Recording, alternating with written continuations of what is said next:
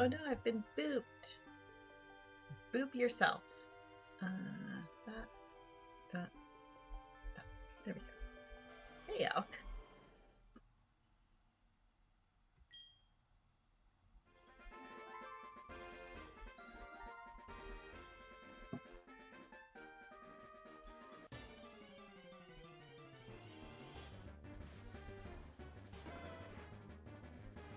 Oops, I have the correct one highlighted. There we go.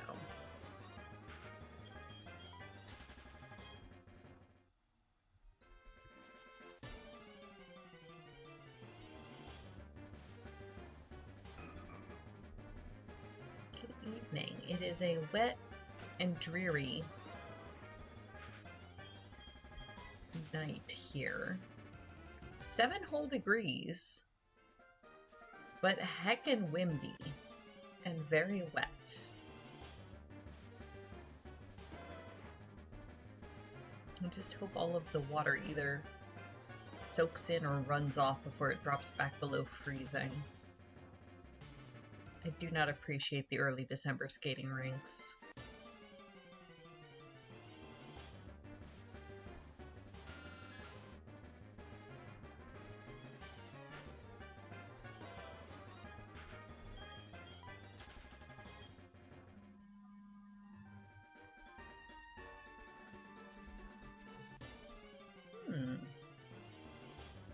I love getting phone calls from 1-800 numbers. I bet you that's super legit.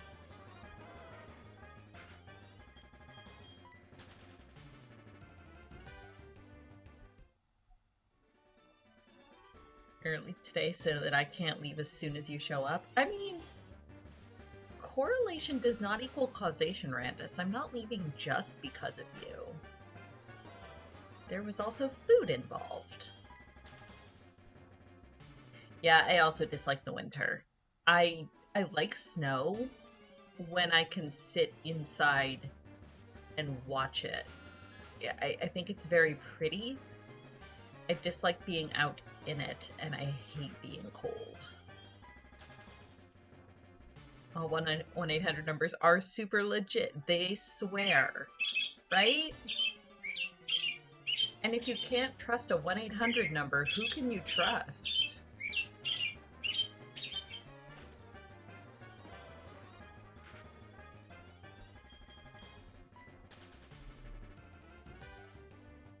More snow more of the time, only if I don't have to go out in it.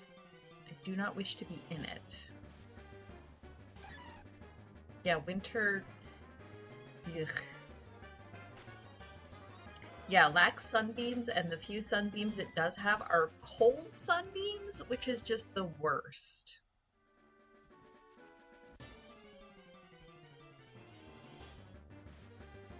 Also, hi, Kitai.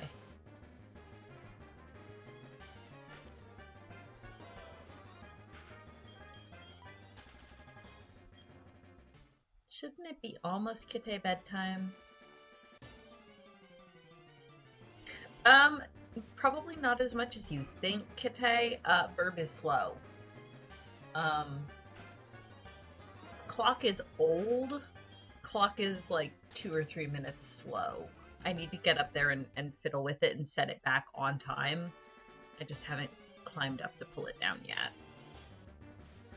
Like the clock on my computer says 6:04. So you're probably not lagging quite as much as you think you are.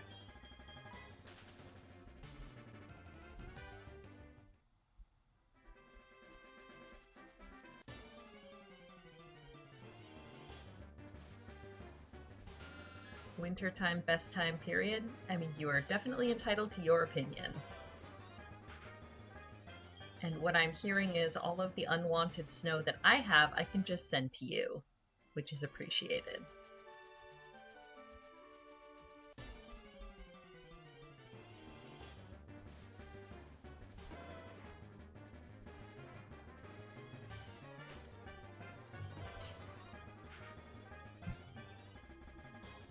Ha! Got it. There was a tiny little bug flying around. I smushed it.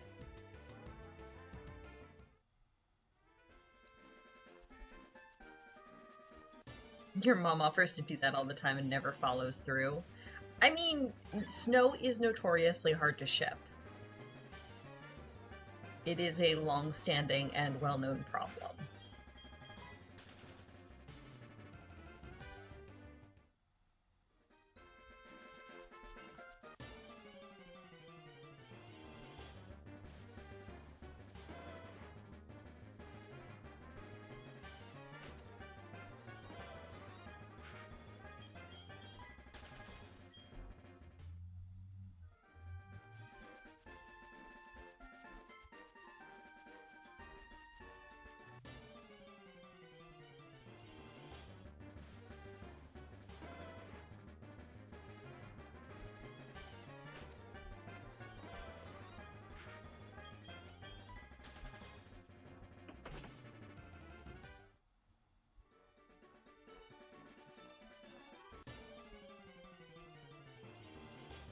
$11.33.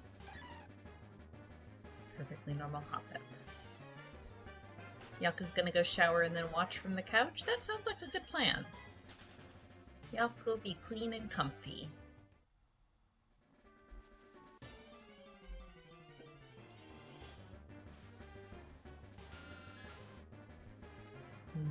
Much comf. The best state.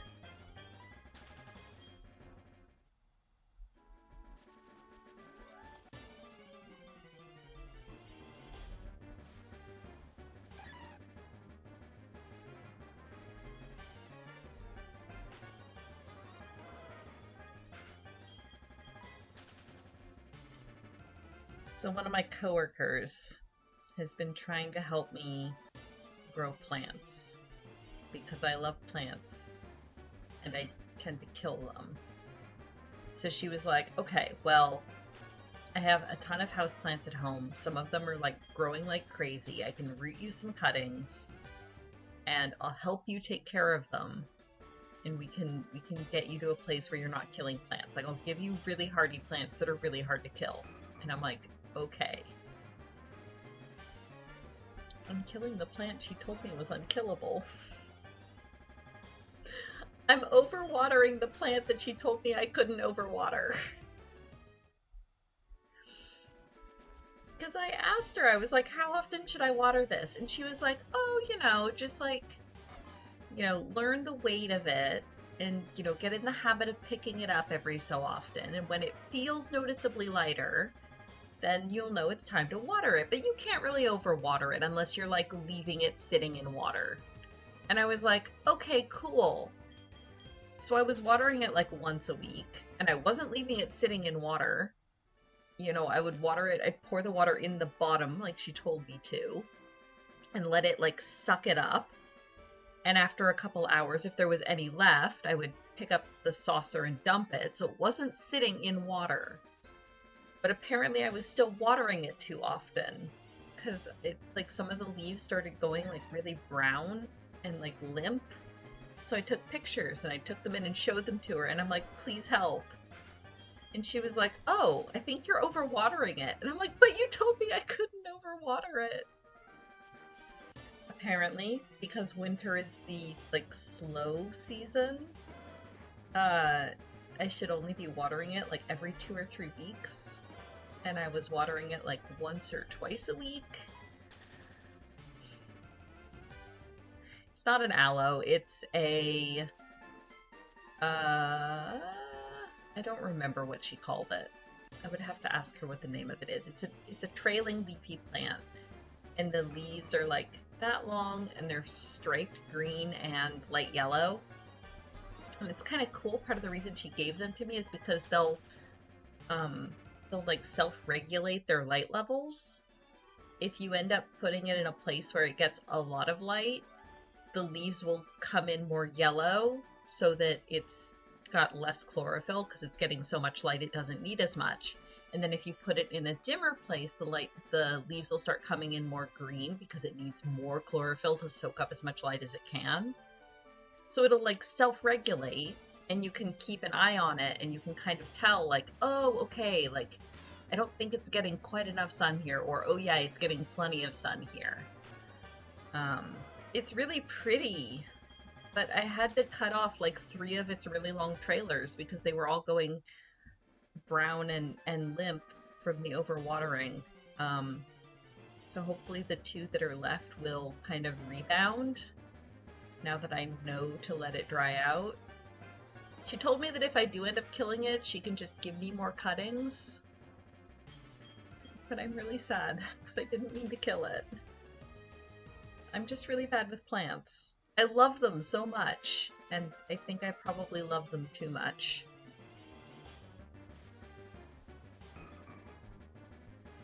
But now I know just to like let them dry and to actually like test them with my finger, or yeah, like test the soil before I water them.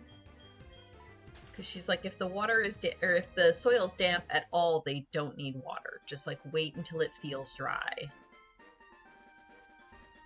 Take more levels in Druid. I mean, maybe. Christmas cacti are like that, once a week in the summer and once every other in the winter. And you use the dip test to see if it needs water. If the soil is moist a finger segment down, do not water. Yeah, that's basically what she's told me with these things too.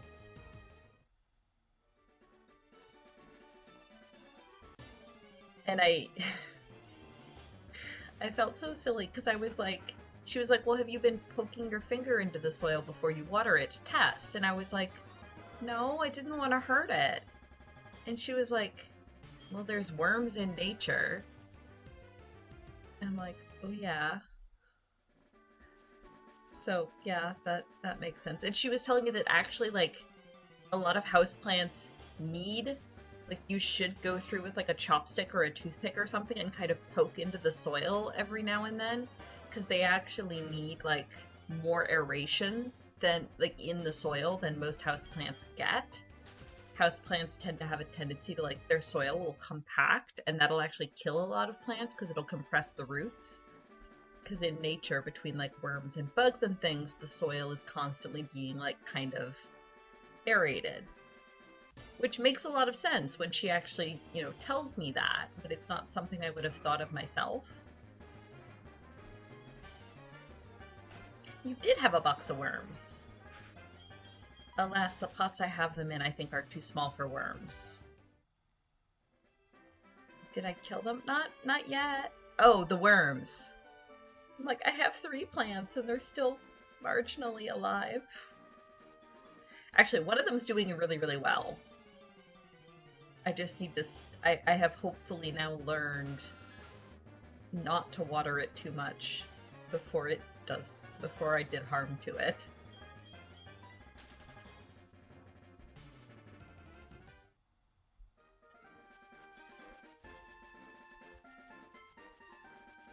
But yeah, they're neat. One of the ones that she gave me, not the one that I had to cut up, but one of the other ones she gave me is called a rattlesnake plant.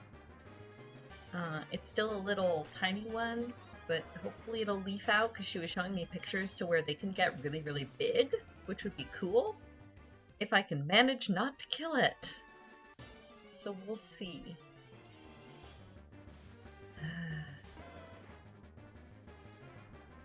Yeah, root rot is never fun, and I think that's what this one has. Like I said, hopefully the 2 stalks that are left will...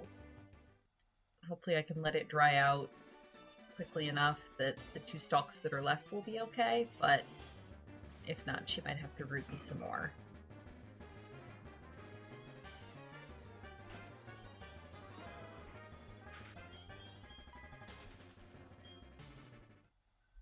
I just love plants to death, I think.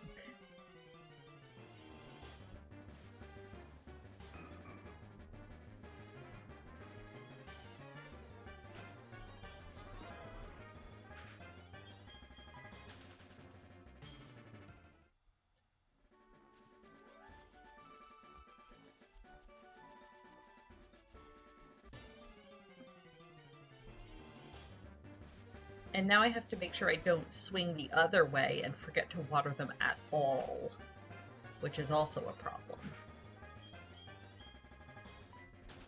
I assume you're using a sand soil mix. I don't know. I'm using whatever she gave me in the pots. I presume that whatever is in them is appropriate for the plants, because she seems to know what she's doing. Can always ask at the beginning of D&D. That's true. I'm gonna try to get in the habit of arbitrarily Wednesdays, like going and checking on them and checking the soil and, you know, aerating the soil and checking to see if they need water. Just so that if I can at least get into the habit of checking on them once a week, not necessarily watering them once a week, but then at least I'm checking on them constantly enough that, yeah. I have to be in a schedule, I think.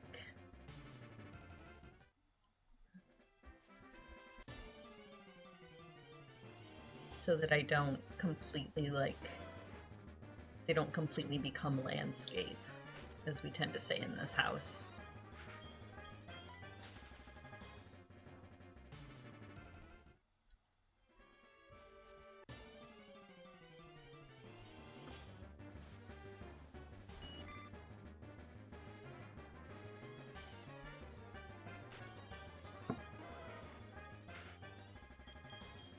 I might flip to Thursdays instead, just because Wednesdays are stream days. But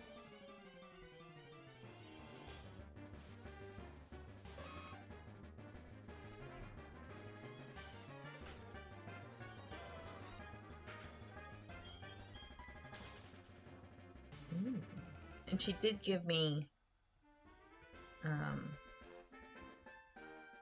like I said, low-ish light ones that can survive at varying light levels.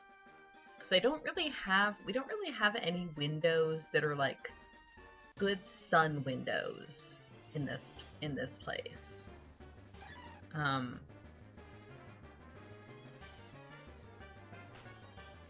Because on the east side, we've got the kitchen door, which is like a glass door. We get sunbeams through it, but they fall straight across the kitchen floor, which is not ideal for plants. And then beside it is the bathroom, which has a window, but again is not ideal for plants. And then upstairs, that's me and Kaylee's bedroom. And I had one of the plants in there for a while, but our bedroom tends to get kind of chilly in the winter. And since these are all like tropical-ish plants, I moved it downstairs, at least just for the winter until our bedroom warms up again. So I've got the rattlesnake plant sitting in the west-facing window. It may get too much light there, we'll have to see. But then the other two are sitting in a north face window, or on a bookshelf beside a north facing window. So they get like some sun, but not direct sun, which just tells me should be good for these plants. I definitely don't think the light is the problem for them. I'm definitely overwatering them. Clearly need to dig a hole in the kitchen floor for plants. I mean, Sasha would love that. Ghost ball, ghost ball. Luckily Sasha's never really been a plant eater. Like sometimes if we have like flowers that we've brought home on the kitchen table or something, like she'll get up and investigate them. But she's not one of those cats that's like desperate to get at any plant we bring in. Although Jess actually, she was super sweet. She did check, and all 3 of the plants that she gave me are cat safe, just in case. Because we all know Sasha's dumb. But so far she hasn't shown any interest in them whatsoever. Internal flower bed. I mean, I think if we were going to do that, we would make an internal vegetable bed. Because wouldn't that be convenient? You're standing at the stove and just, oh crap, I need another onion. Just turn around and dig it out of the kitchen floor. That's what a root cellar was, right? Those old-timey root cellars?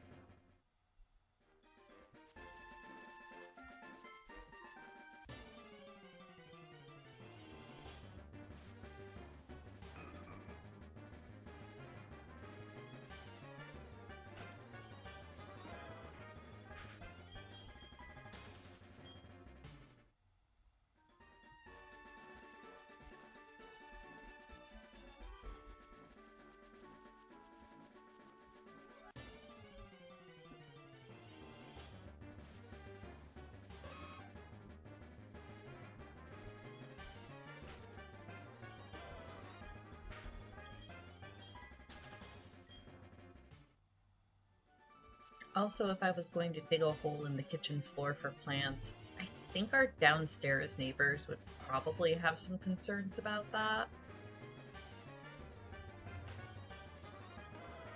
Maybe only a few, though.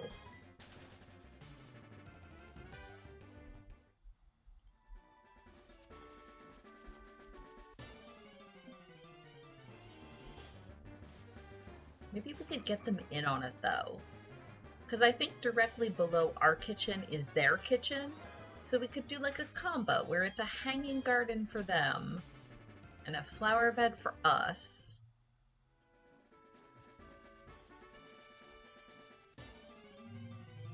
I see no problems with this idea.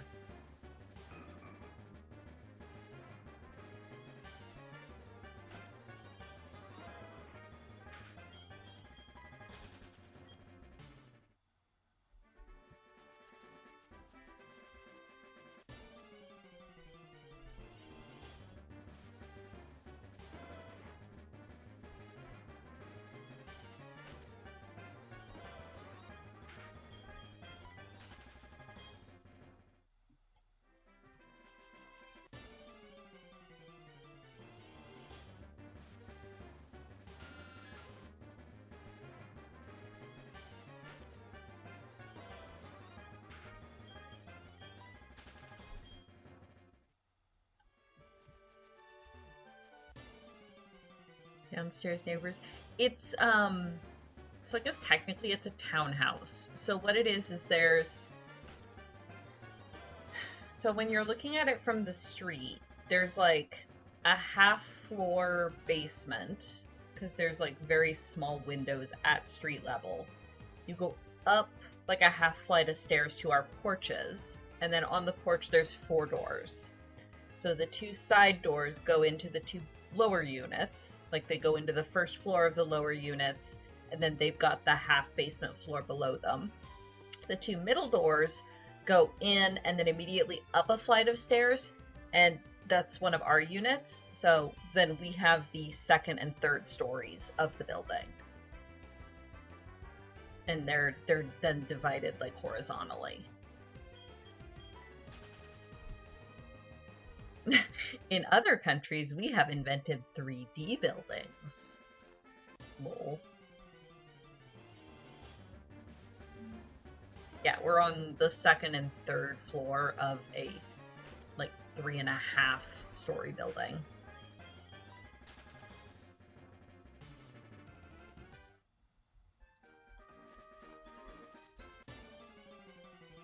The US only has short and wide or impossibly thin and tall. That's true. We actually have blocks.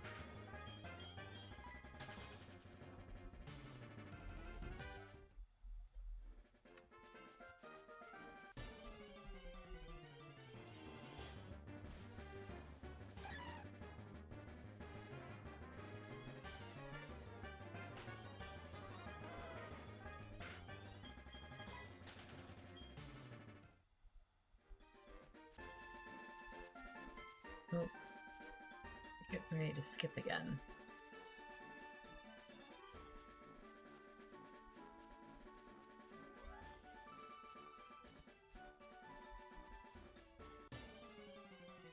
Nope.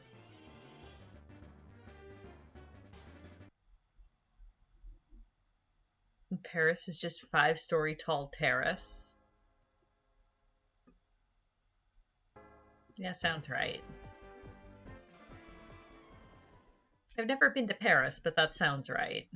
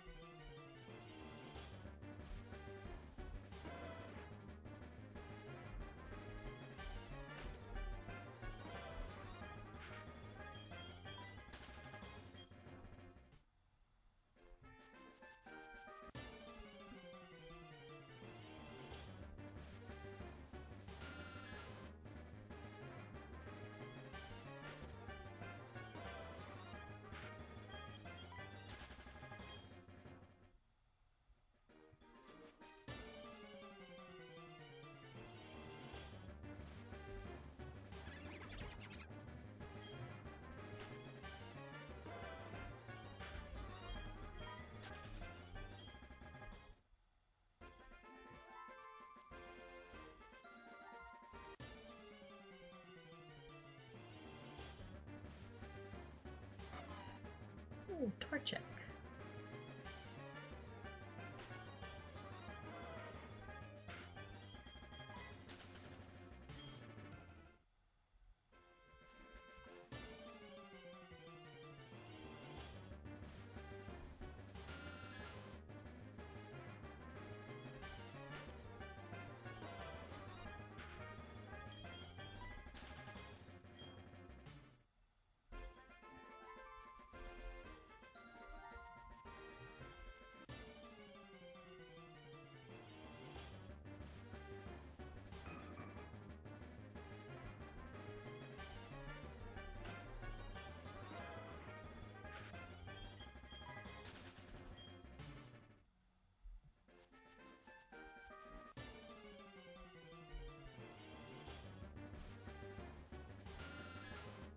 A bat.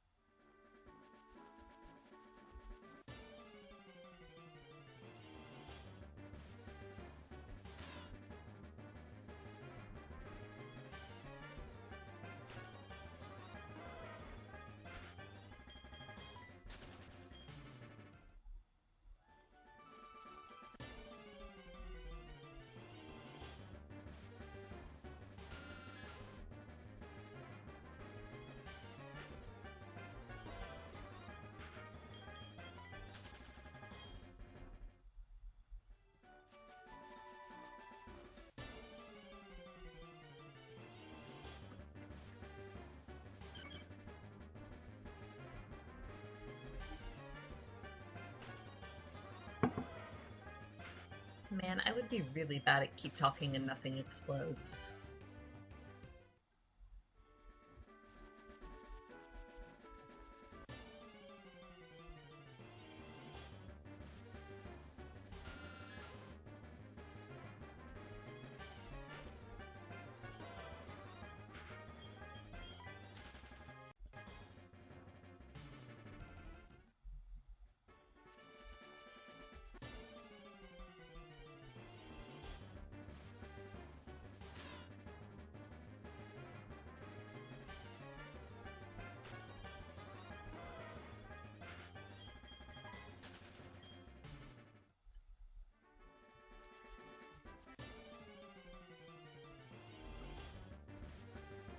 How goes my adventures in Violet? I mean, pretty good.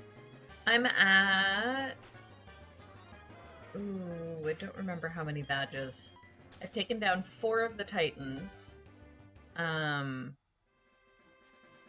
think 3 Team Star bases. I want to say 4 badges. But I could be wrong. Ooh. Crab. I like Dwebble. They're cute.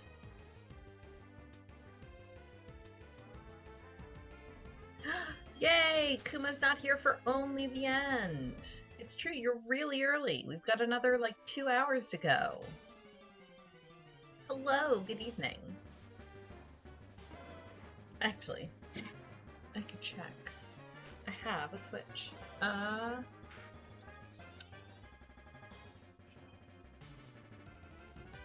wrong button.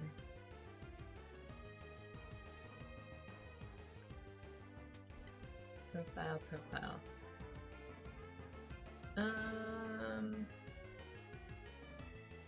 Where does it tell me? Badges collected 9. But I don't think it tells me what my proportion is.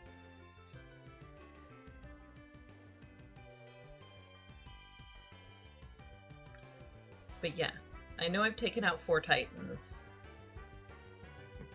which leaves 5.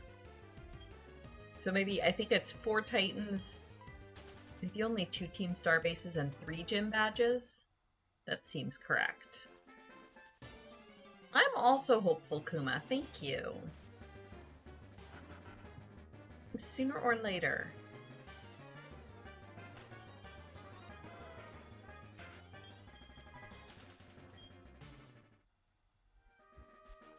We are racking up encounters pretty quickly. Oh, 1200. Perfectly normal Shedinja.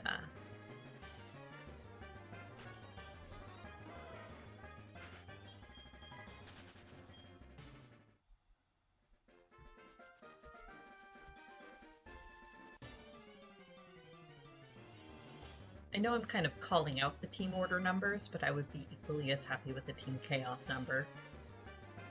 I really don't have a preference one way or the other. Both are satisfying in their own separate ways.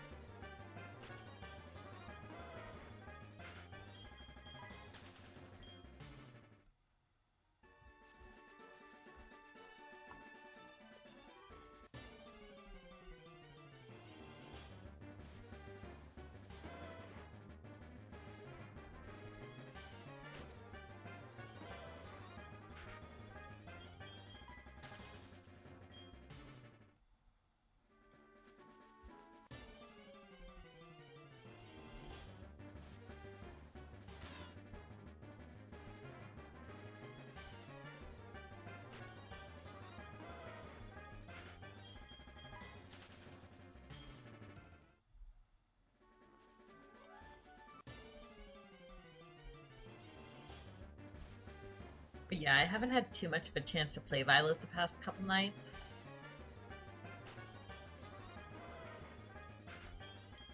I've been busy, and then I've mostly been crocheting in front of the TV. I'll get back to it.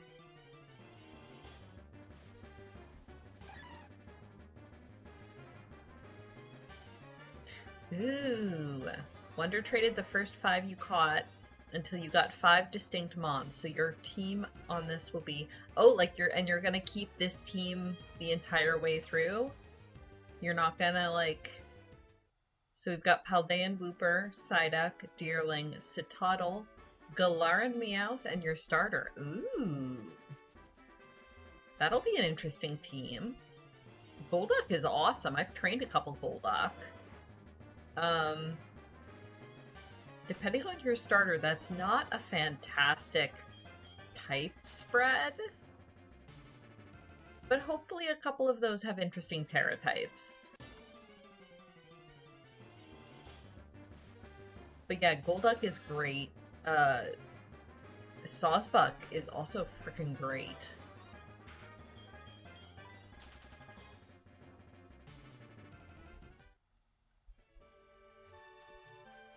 The starter is fire? Okay. So yeah, that's not terrible. Because I'm trying to remember, is Citadel pure ice or is it water ice?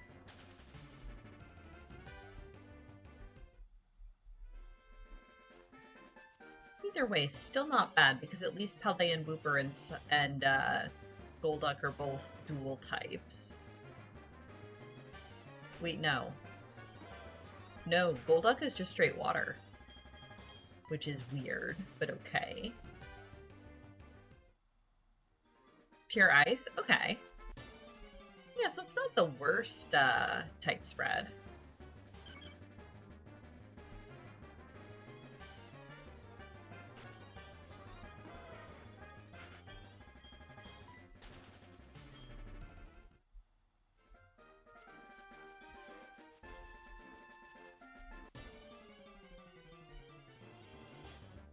Well, good luck with that. And please keep us updated, because that sounds like it'll be a fun run.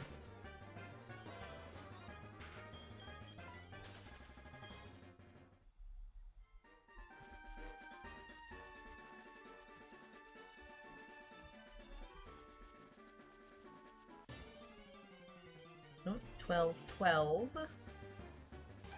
Perfectly normal Hoppip. So overall, you'll have Fire, Ghost, Water, Ground, Poison, Grass, Normal, Ice, and Steel. And that doesn't even count Terra typing. So yeah, that's actually pretty good. Especially since I know for a fact, like Psyduck and Golduck can learn a surprisingly wide array of moves. Or at least they could a couple generations ago when I trained mine. Ooh, a fresh, clean Yalk. Boop.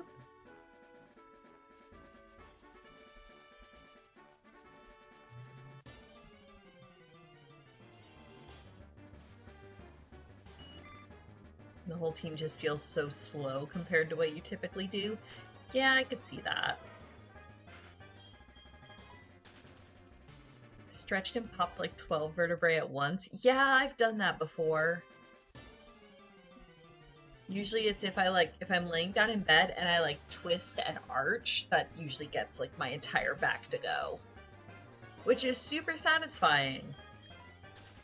But also can sometimes be like, ow! Ow, my spine. You like their high-speed mons? That's fair.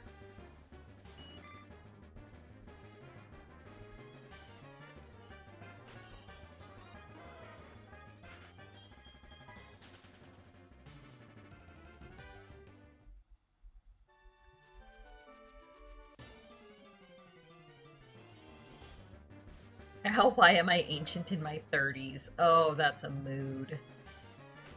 Yelk, you're not even in your 30s. But yeah, that's a huge mood.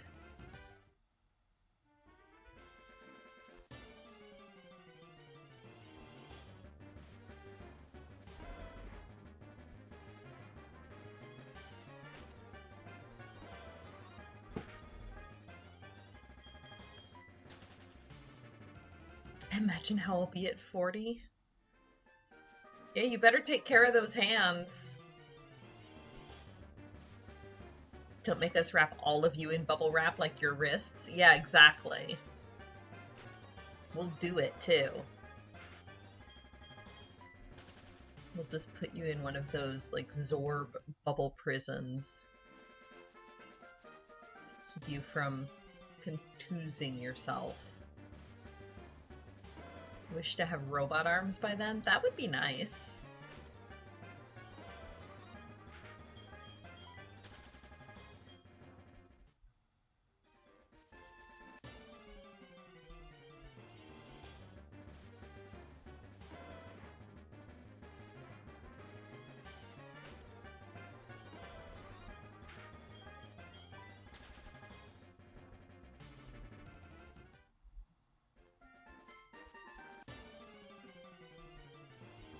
One, two, two, two. A Torchic, but a non-shiny one.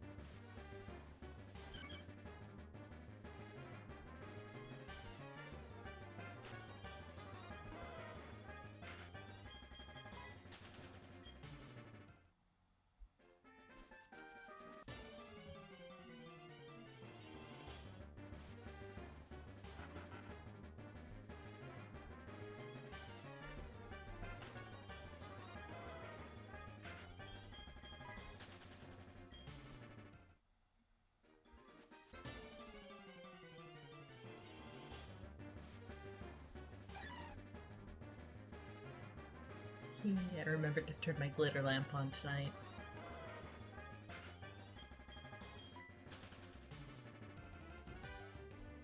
Good ambient eyeball stuff.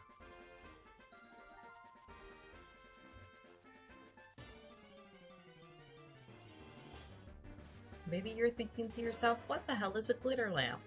It is not even essentially, it's literally just a lava lamp, except instead of the goopy stuff inside, it's just glitter. It's like confetti glitter that, because of the heat of the light bulb at the bottom, just kind of swirls up and down and makes pretty patterns.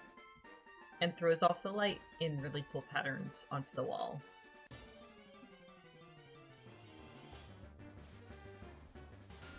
Like I said, good ambient eyeball stuff. It's like an IRL screensaver.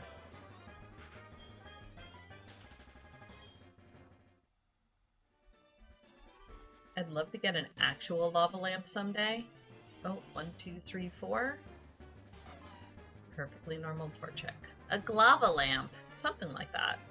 I actually had a lava lamp as a teenager, but it is, and I think it's probably still hanging around at my parents', but it's so old now and hasn't been turned on in so long, I doubt that the goop would remelt. It's probably like completely solidified by now.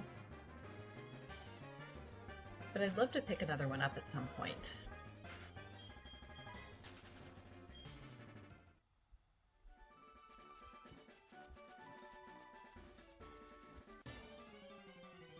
I made slightly poor choices with the colors of the one that I had, because if I'm remembering right, it was a Christmas present, but my parents let me pick it out. And I picked one with like blue water in it and yellow goop, which was fine, except that once it was melted and glooping around, it kind of looked like snot, because it turned kind of like a weird greenish yellow color in the water. I mean, it was fine. It was just, I probably could have picked a slightly nicer one.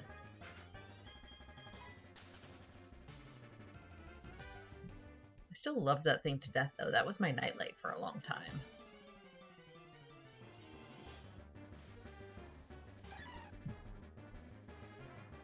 Yeah, choices were made. It was fine.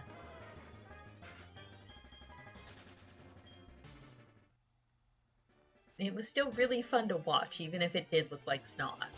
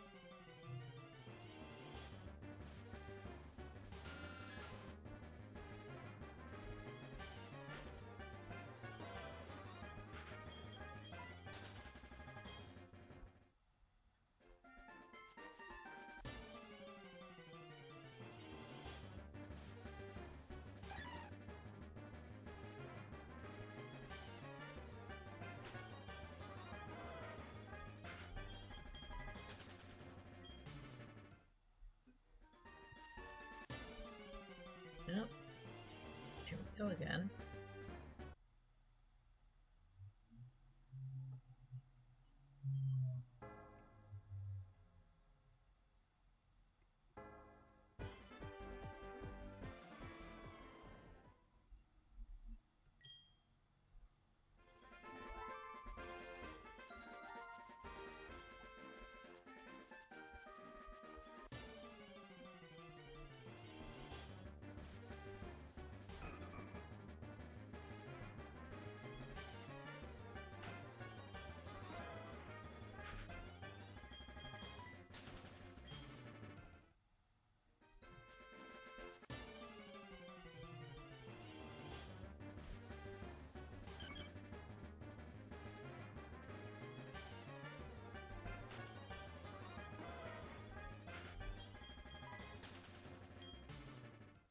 I do kind of wonder.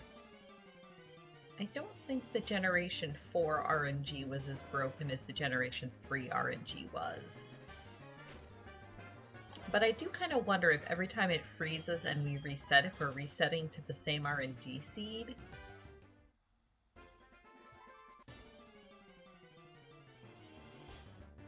We'd still be encountering different Pokemon, but they'd all be in the same range, which could artificially limit our shiny chances. I don't know enough about how the seeding works in the Pokemon games. A ton of, like, research has been put into it, but I'm not technical enough to be able to understand most of it. Maybe I'll start saving every 10 encounters or so that at least if we freeze and reset, we're still kind of incrementally moving forward. Just in case it does reset to the same seed. Because if we're constantly resetting to the same seed, then we're constantly basically going back into the same place. The way probability works, it should roll every time you leave and re-enter the area. Yes, but I've read some things where it apparently, because of sometimes the way that the ROM interacts with the emulator, if you're just resetting an emulator, it doesn't quite count. Like, the game doesn't register it as a reset.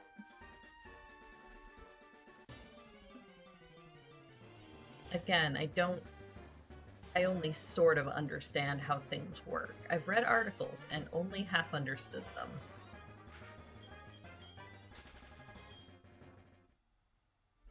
Okay, so let's give it a savey save. Nope, that's the wrong button.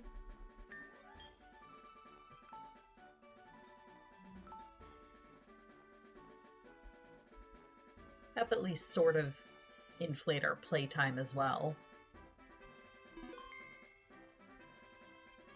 Yeah, basically, it's a load state versus an actual reset. Even though I'm reloading the game, like the save file, it's still technically the same as the last time I reloaded that save file, I think.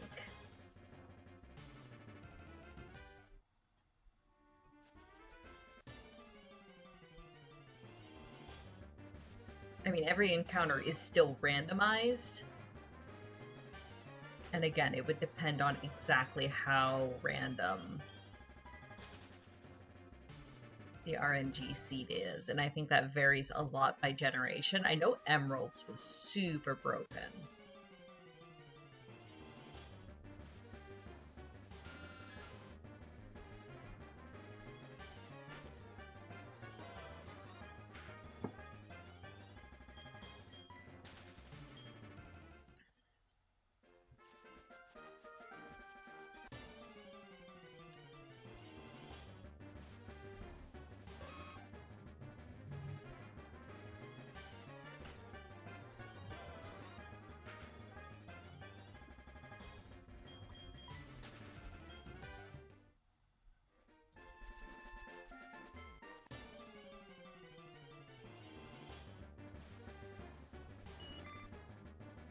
A lot of the articles with Pokemon RNG also talk about, like, shiny frames, which I don't quite understand. But it's all to do with, like, how the RNG actually rolls its numbers. It's fascinating to read. I just don't get it a lot of the time.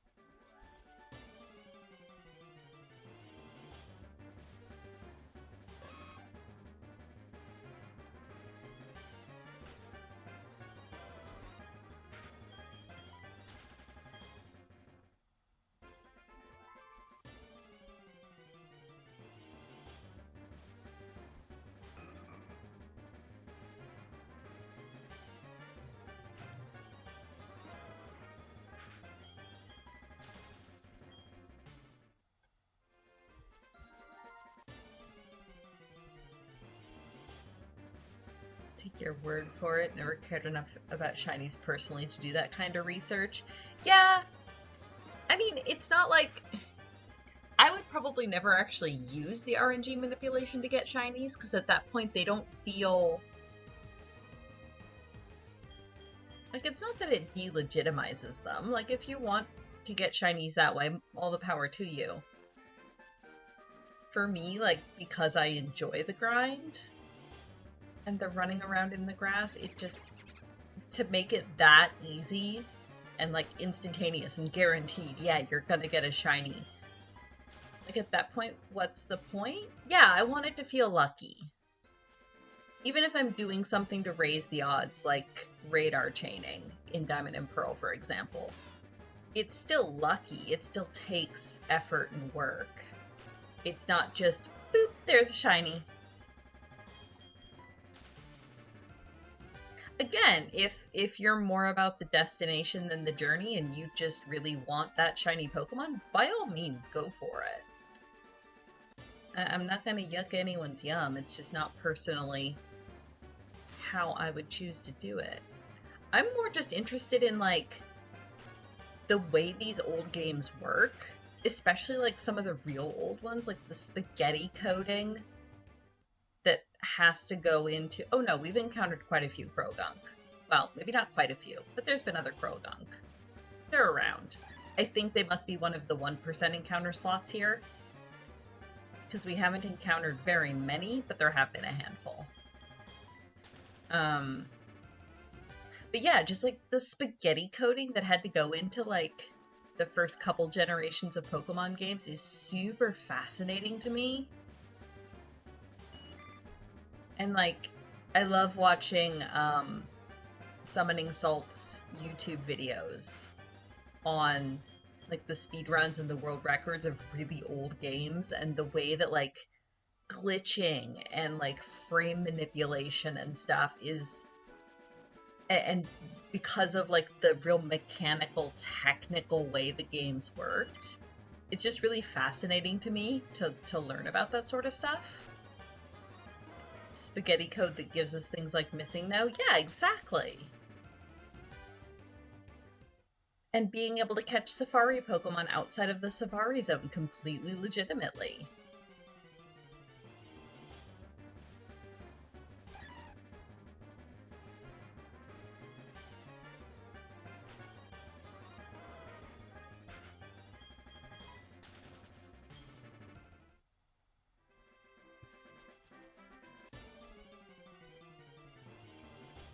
So it's similar to the Missing No glitch. So my understanding is, so that one strip of that single pixel between the land of Cinnabar Island and the water of the route next to it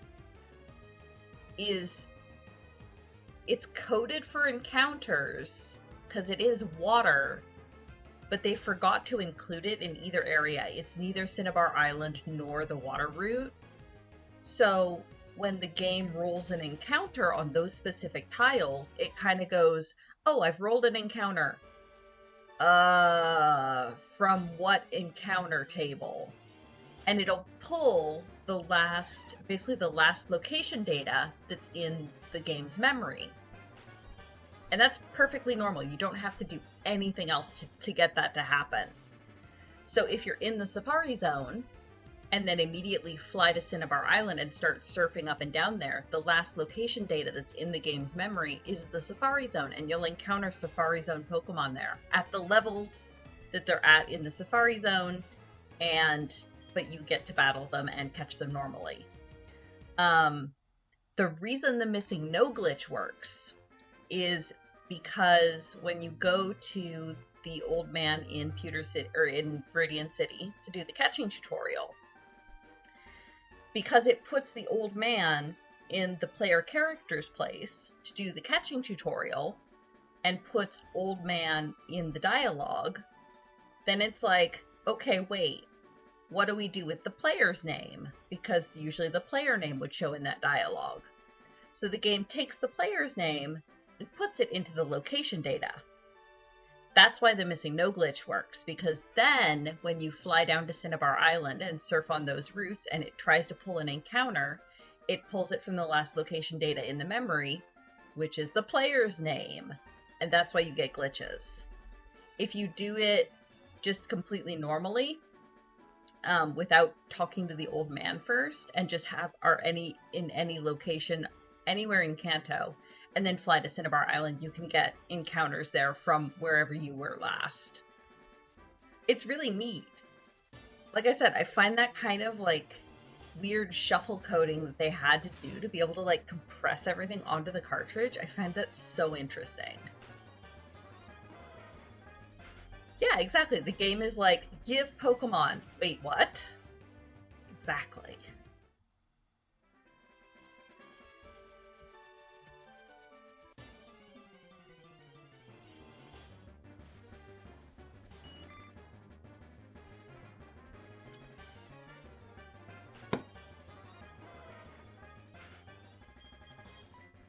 That's also why when you do the missing no glitch, you'll sometimes find other like glitchy Pokemon, like completely random Pokemon that are like over level 100. Because again, it's trying to pull location data out of your player name. So depending on what your player name is, you'll find like completely different stuff there.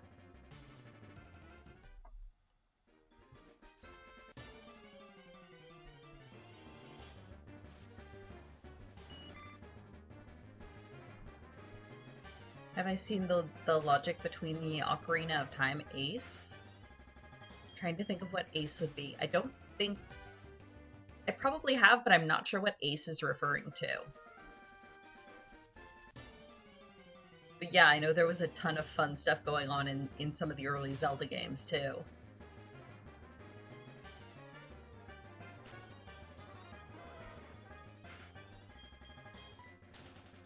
Well, Go-Goat. A leafy goat. Oh, arbitrary code execution. Maybe not then.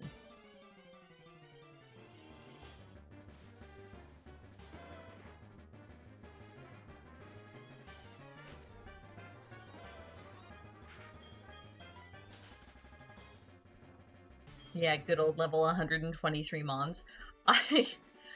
My first playthrough on Red, I don't remember what my trainer name was, but I do remember that I found like level 111 Starmie doing the missing no glitch, and I thought it was the most awesome thing ever. Because I really liked Staryu and Starmie.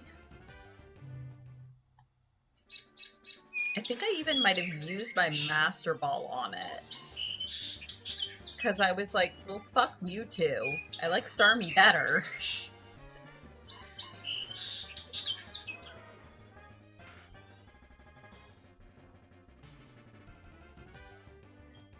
The 1, 2, 3 was a Paris. Ooh. It's not a bad one.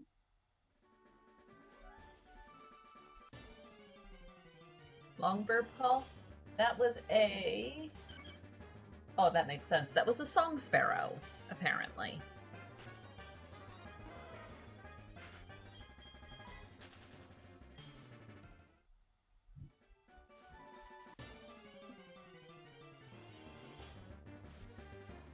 Hey, Kuma! Congrats on your goat. Is it the goat? We may never know. It's a weak Starmie has no EV stats? Yeah, it's true. True, but I was also like 8. So I didn't know what stat experience was.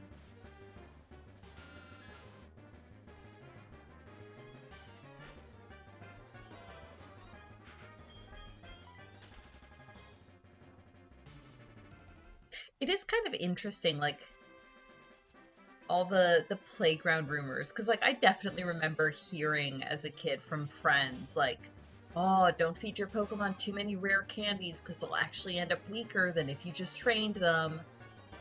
And, you know, as kids, we just repeated it to each other, and yeah, it seemed like the kind of thing that might be true, but none of us knew why. And now as an adult, actually learning like the mechanics behind it and why that was a thing is kind of cool. Justified. We were right as kids.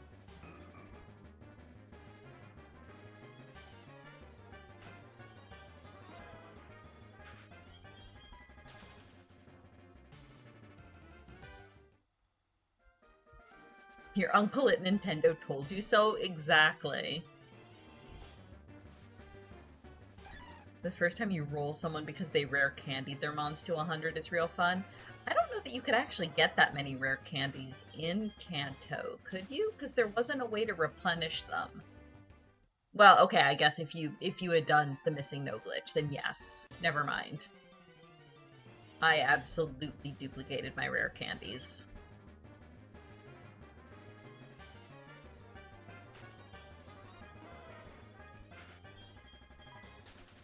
Yep, yeah, exactly. The item clone glitch. If you're playing without glitches, there's a limited supply. Not like in later gens where you can just patiently pick them up.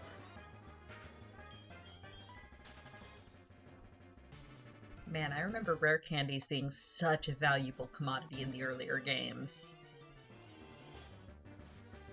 Up until, yeah, you could perform the item duplication glitch. Then you were fine.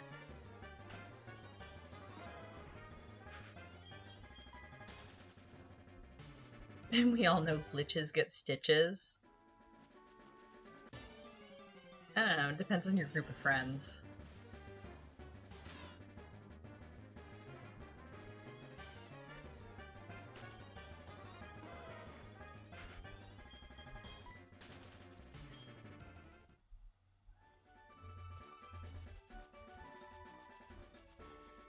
I should do another save.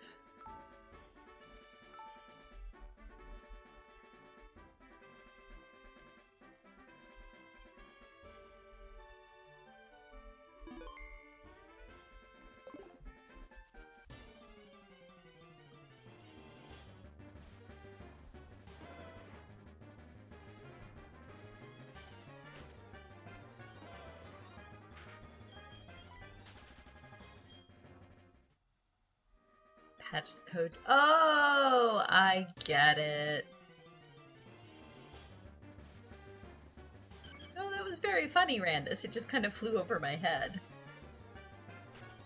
Excellent.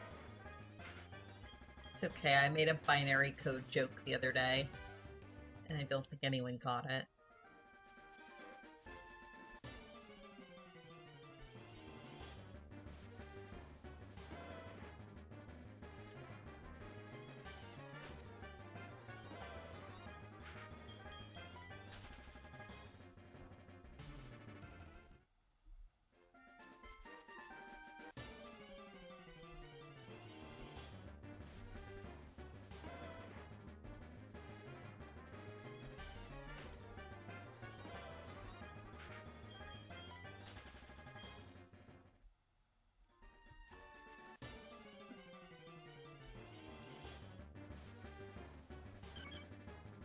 I wonder if saving the game resets the interval at which we freeze.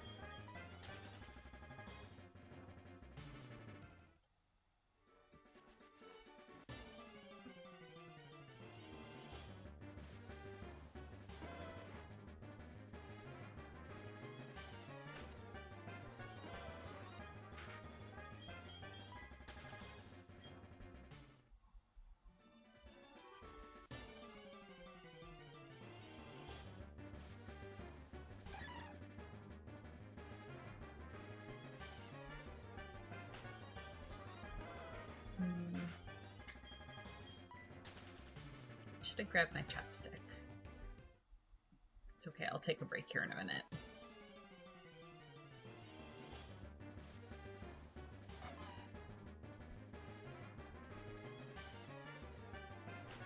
When they put the first two gens on the 3DS Virtual Console, they used the original code, all the glitches still present, as a selling point. I know.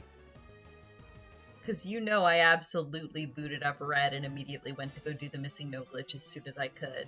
Just for nostalgia.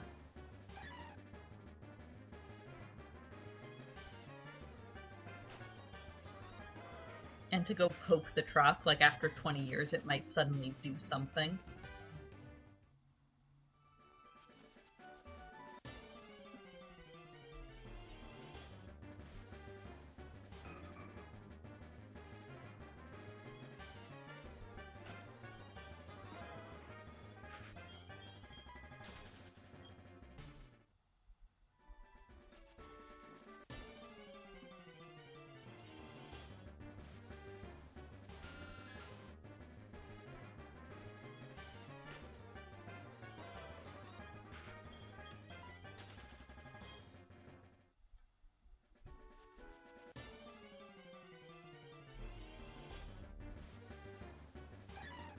It kills me that they put the truck into Fire Red and Leaf Green and the Let's Go games just as a nod to it, and it still does nothing.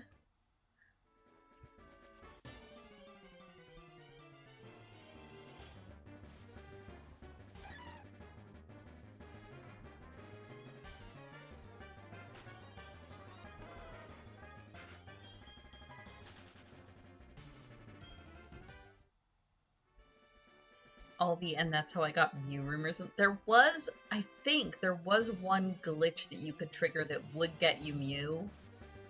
That you had to have like I think you had to have a very specific trainer name, and you had to go through some very specific steps, but you could get it without a game shark, if I'm remembering correctly. No? Okay.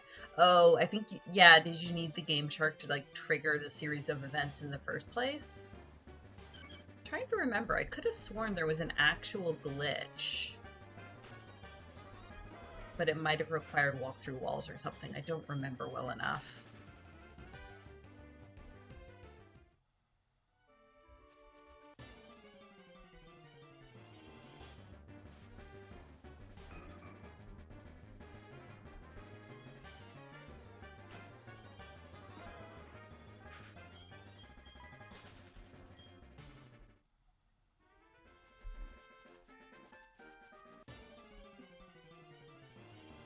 $1,300. Perfectly normal Growlithe. Okay, I am going to take a brief break, just so I can get up, stretch, shake out my feet, get some more juice. Everybody else stretch, hydrate yourselves, and I will be back in just a couple minutes.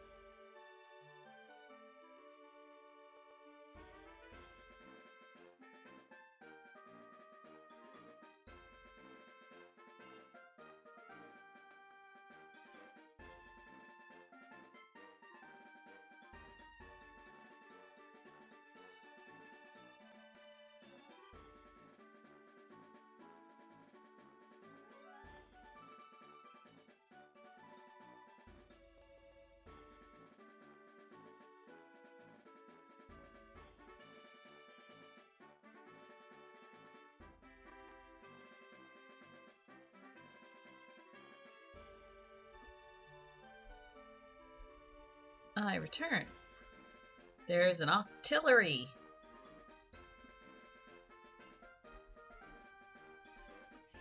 Calamari. Or I guess takoyaki. Calamari is specifically squid.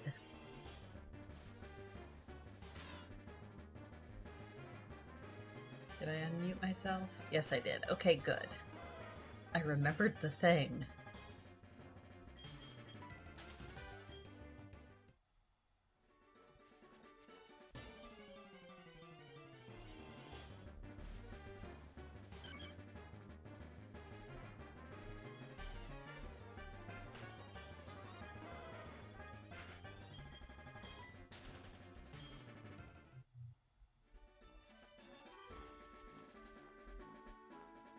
Oh, we are skipping grass patches.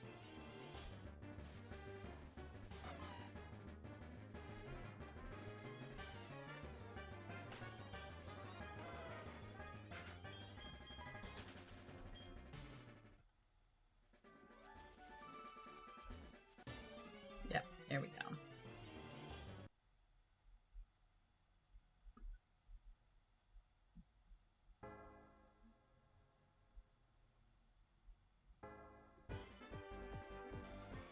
Rigged. Better luck next time.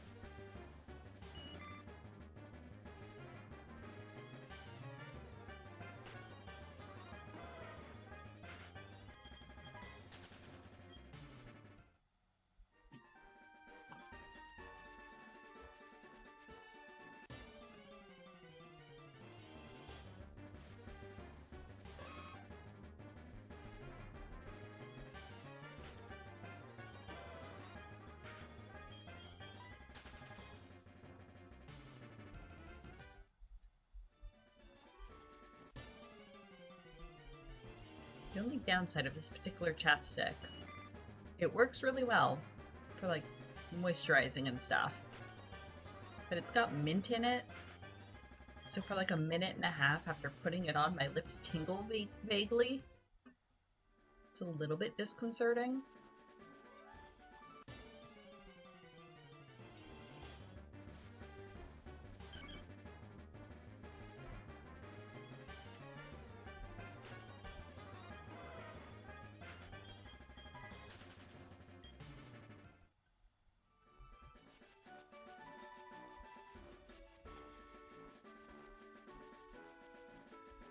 Do they taste good? They do, because it's cucumber mint.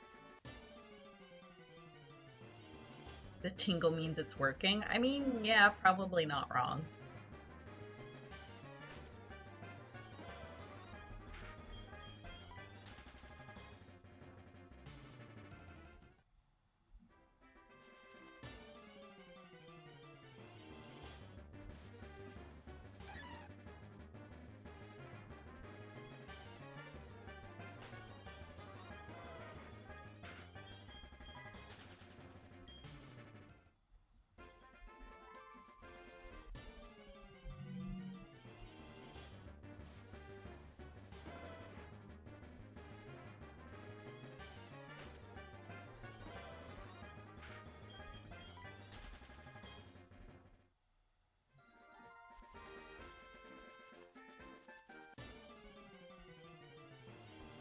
$13.13.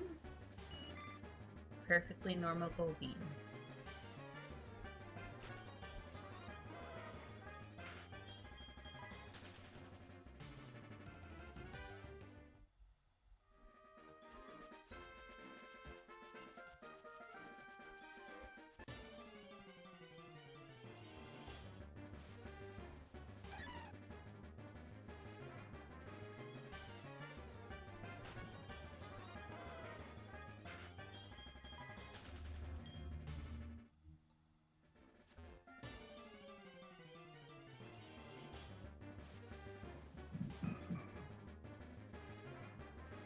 Sasha is doing a skitter down the hall. I can hear her.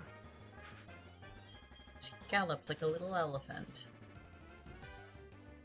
She's so small. I don't know how she makes so much noise by running, but she sure does.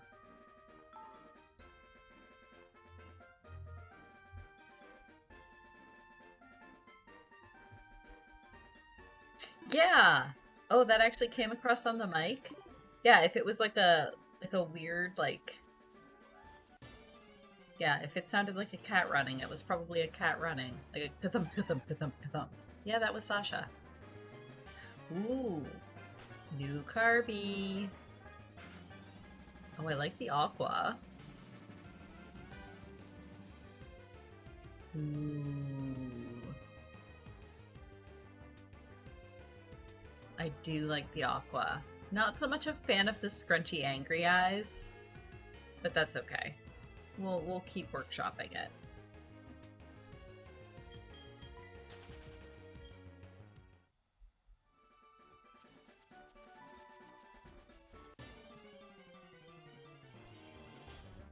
Angie Carby. It is, yes.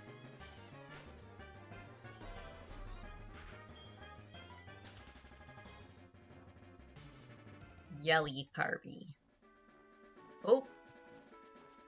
Alright, and we have a board game arena redemption. I want that one. There we go.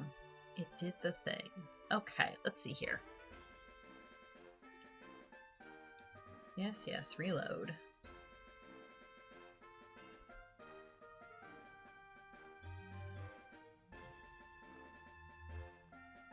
Ooh, we're doing a rematch on Break the Code. Okay.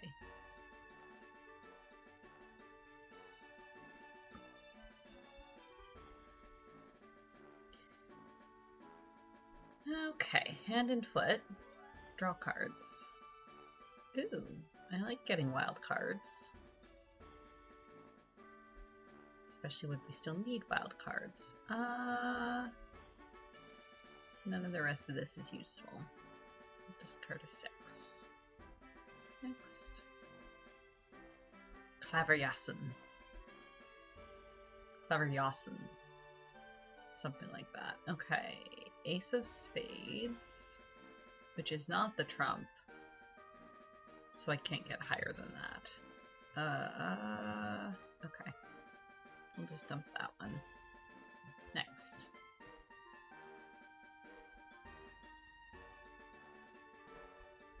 Via Magica. Oh yes, I get a new portal. Yep, that was also Sasha.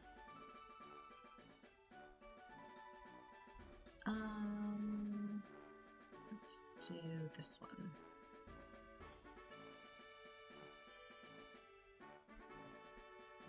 And I have no fire. Okay, next.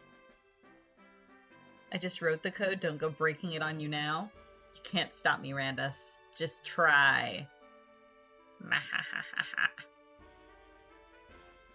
Oh, sure, I'll take a burb. Okay, next. Dragon Castle. Kate and I going 1v1 again. This is gonna be an interesting dragon. I need to go higher. Higher. Is it located on level 3 or above? Okay, on the 3rd floor or higher. Okay, cool. So I don't need as much as I thought I did.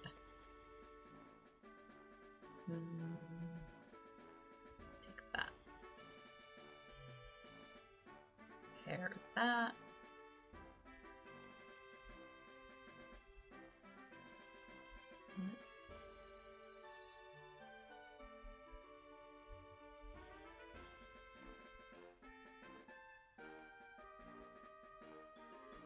Let's do that.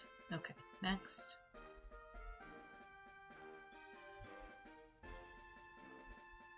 Holds up a big red stop sign. Oh no! My one weakness!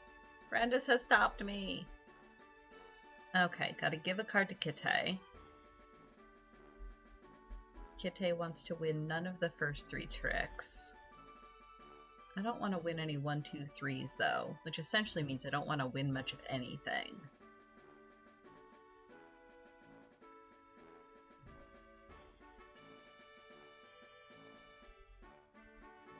I don't have any 5s. Okay, I'll just pass a 9. Oh hey, I got a 5. Good. Okay, next. The code is butts? Oh, that wasn't so easy to break. I'm pretty sure if Yalk's password was butts, somebody would have cracked all of his accounts by now. We'll take a T. T sounds good.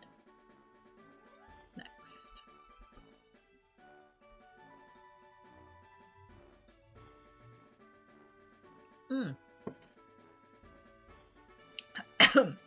I like this one.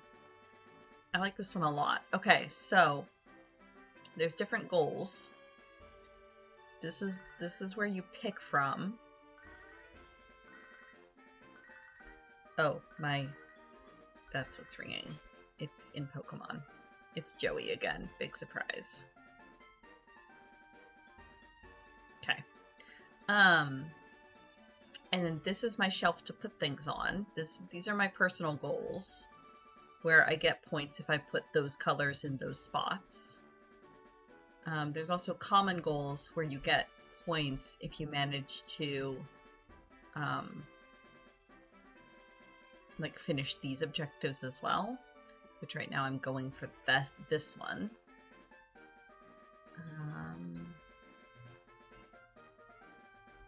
Pink goes here. Do I have any? And when you pull tiles from here, you can only pull ones that have like free edges. So these ones here in the middle I can't grab, because they have to have a free edge for me to be able to grab them.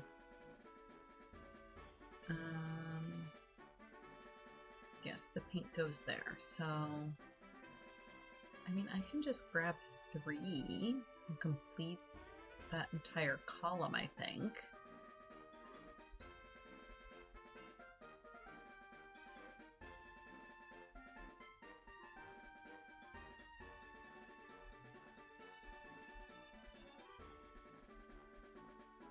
So we'll go pink, pink, blue. Confirm.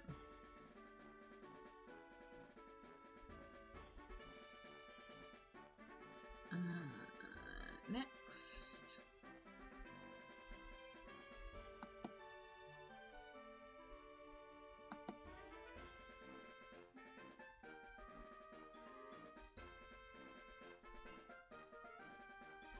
Okay, so this is the one where it is.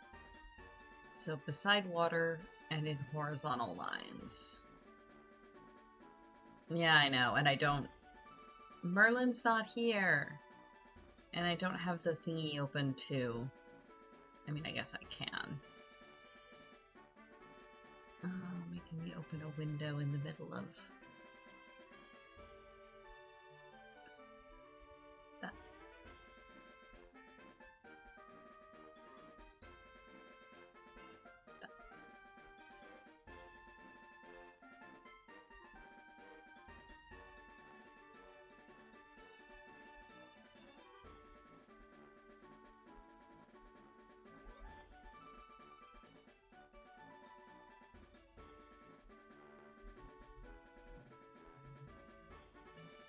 Merlin is on vacation. Do not yell at Merlin. Eh.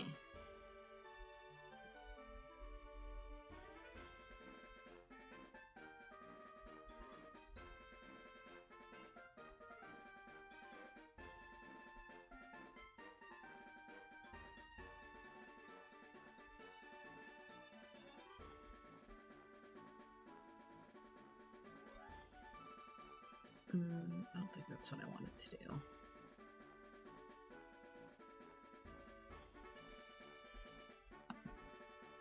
No, it's not a right click.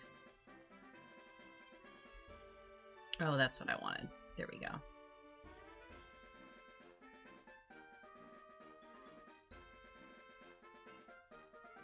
Mods get vacation if they're very good, and Merlin is very good. Okay, back to our regularly scheduled board games. Water and horizontal lines. Let's see here. And castles, I suppose.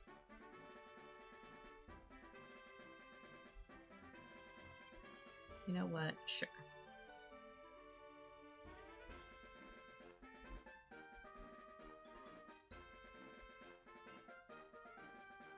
No.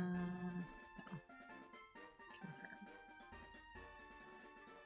Arbok escaped. Boo.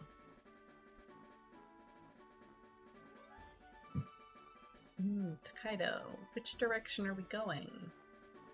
Oh, I'm in the back. We're going this way. Give Hot Spring. Okay, next.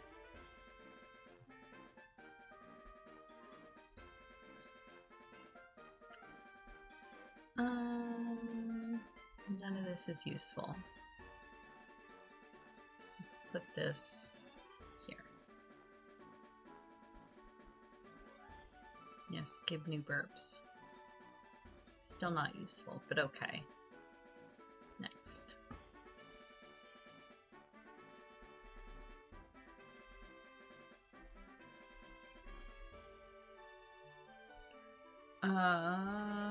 This is the one that just started. I had a plan here. Yes, this was my plan.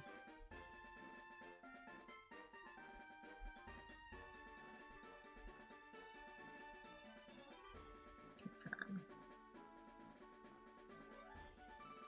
Good. Next.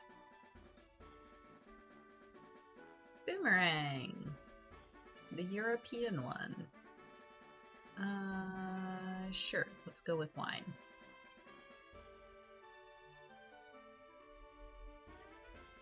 And there we go. Okay. Yeah, sure. I'll score 5 of those. Next.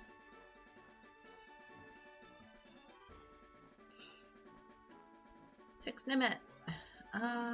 Yeah, this sure is an interesting card distribution. Sure.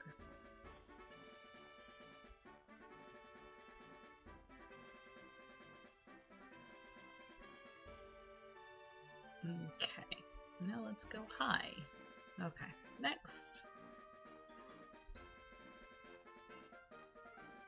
Azul. What have I got? Nothing. We'll go with that. Nice and easy. Okay, next. Stella. Alas.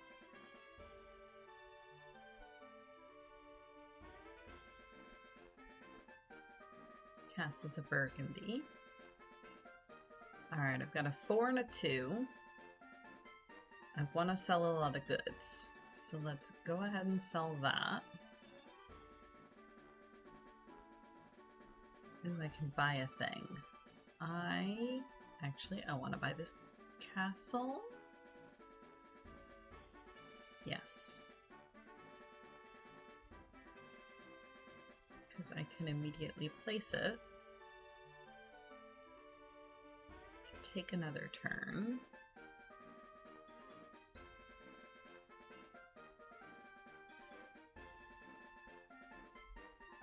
And I think I'll go ahead and play this here to be able to reach those mines, and we'll take that. Okay, confirm. That felt like a good turn. Next. Ah, Codex Naturalis. Do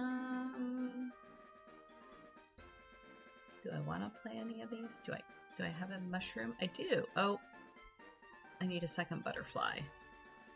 Okay. And more mushrooms. No, 3 mushroom. Oh, I can play this one. Excellent. I guess I'll play it here.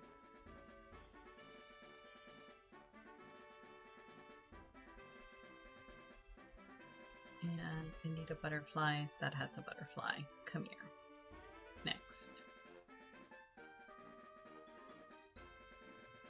Hand and foot. Yeah, sure. Give me that, Jack. Lay them down. And we'll just discard that 3. Oh, I could have laid the 7 down. That's okay. I'll do it next round. It's not like it would have made much of a difference. Hanabi is blurry. Next. King Domino. Ah, the 4 person.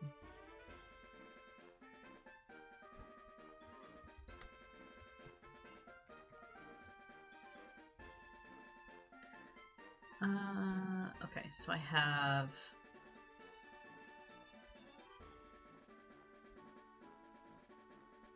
Yeah, sure, we'll put it there. Water. Next.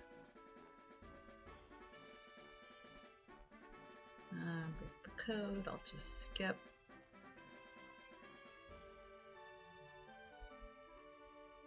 Talk. Choose a card to exchange with my teammate. I have nothing that is helpful to them, unfortunately. Next. Cat Cafe! Okay, this one's neat. I like this one. Alright. So, we'll put that here.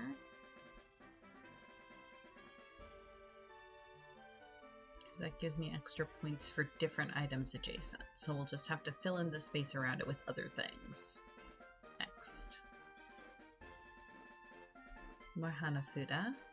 Kitsune Hanafuda. I have nothing useful. Let's play that. Okay. Oh, I think the last 3 are the 3 blurry ones. It's Stella, Hanabi, and Break the Code. So that is it for the moment. I want to go back to here.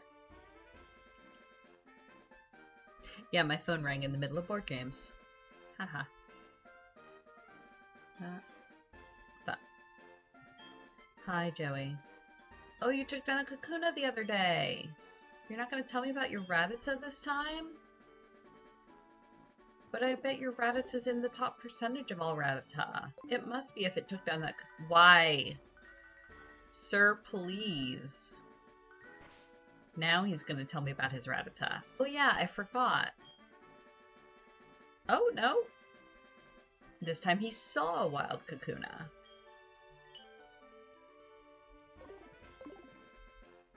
Thank you, Joey. I had missed you.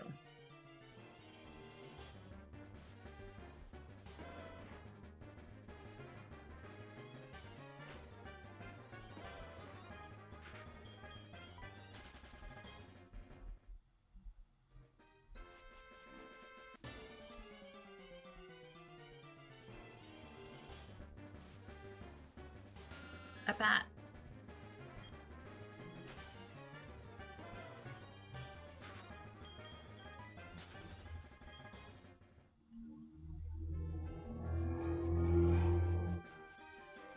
That was not Sasha, that was a car.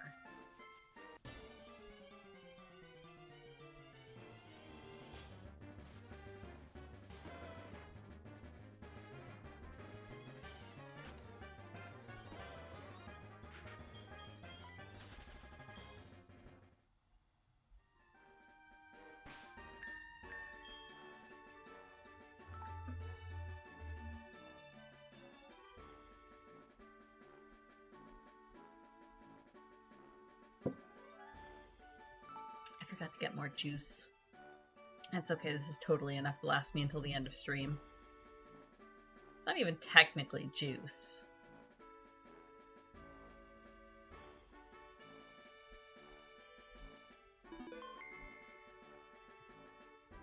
You okay, game? How's that frame rate?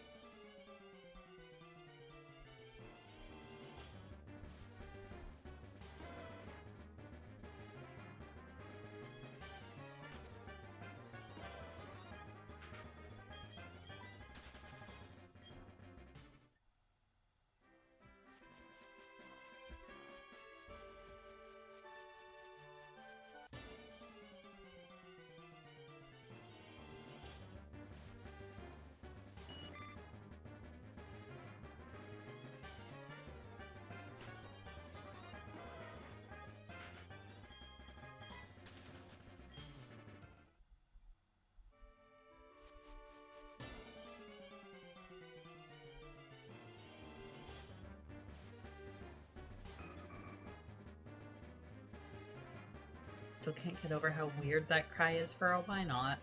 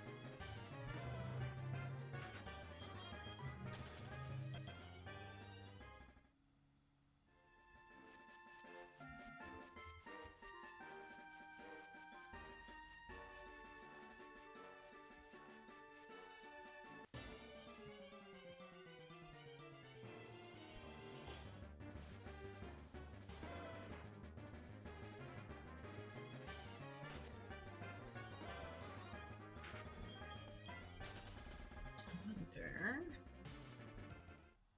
1 second here.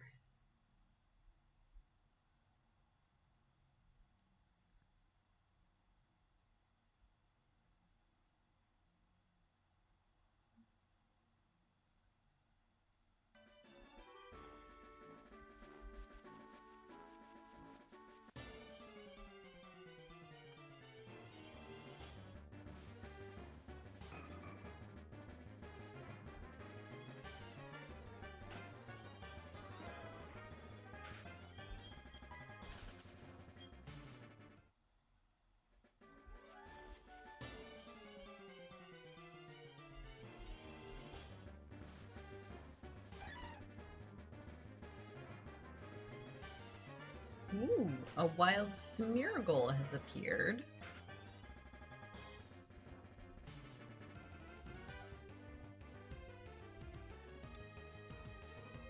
I know it's stat-wise a completely terrible Pokemon, but I've always been weirdly fond of it.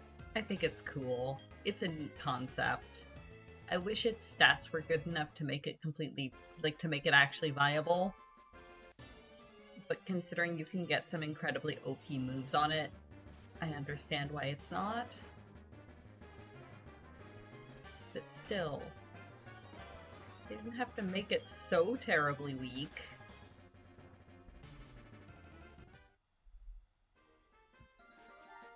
I just want to have fun with a team of 6 Smeargles. 1, 3, 3, 3. Perfectly normal gold team.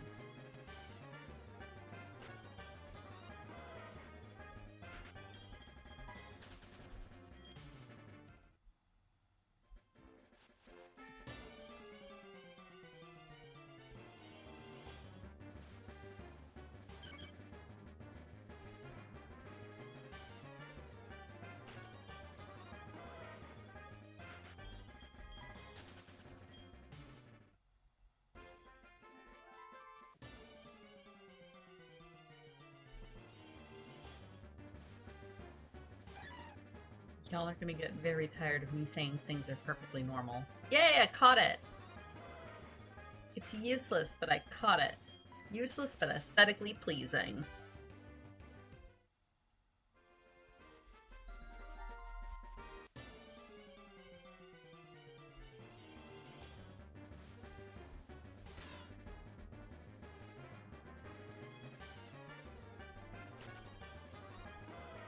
I know, it would have been so cool for it to get a new evolution. Instead, we ended up with whatever the heck the Dunsparce is. I maintain that that's still not even an evolution. It's just somebody took a perfectly normal Dunsparce and twisted it like a balloon animal a few times.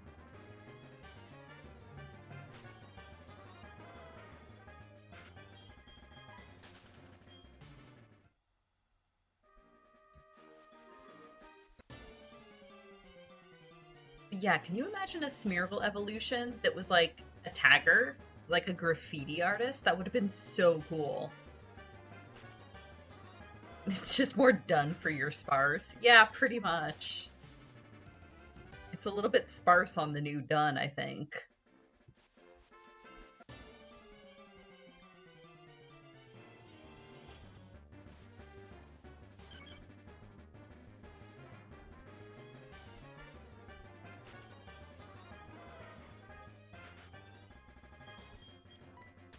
Dun dun dun! Sparse. Something along those lines. Its tail also got a red tip. Oh, great, so it's gotten into the blood. Fantastic.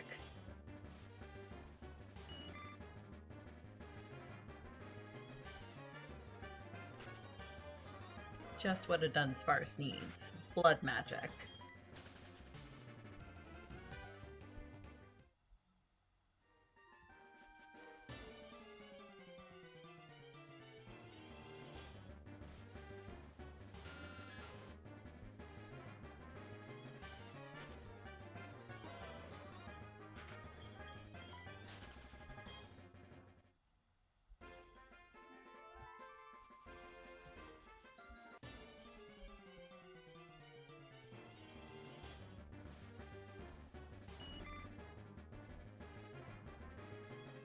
Dun dun dun!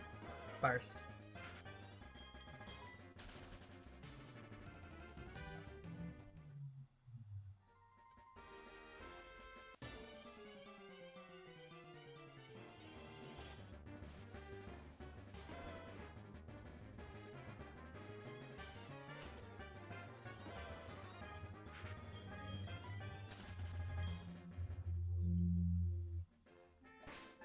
Couldn't hurt. They don't get more useless than that.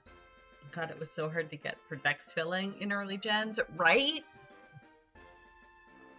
Because I seem to remember it was only like in one route that was like out of the way, and it also had a really low encounter rate. So if you didn't know it was there, you just never ran into it. I remember there being a few like that.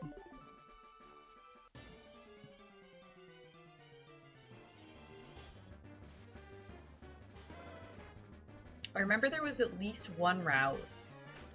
Oh, right, and it was a swarm Pokemon too, you're right.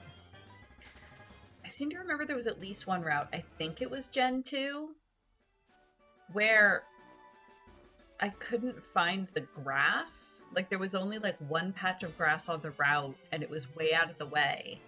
So I was staring at my Pokedex like, it says Pokemon spawn here, but where? Where?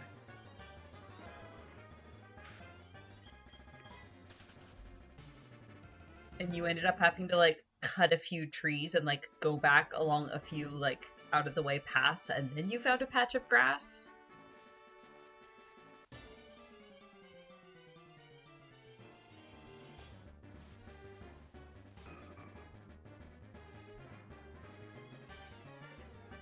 Post surf grass? It might have been. You'd think that they wouldn't put any routes where the only grass you had to get surf to get to, but they might have.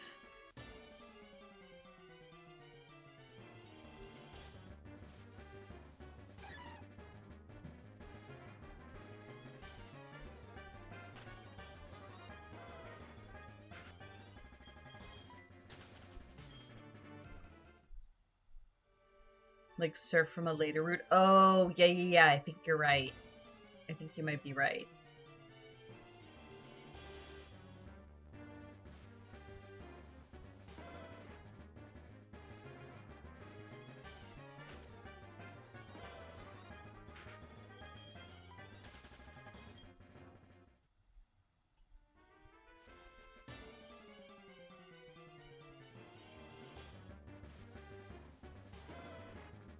Lots of Growlithe. Maybe we'll get lucky.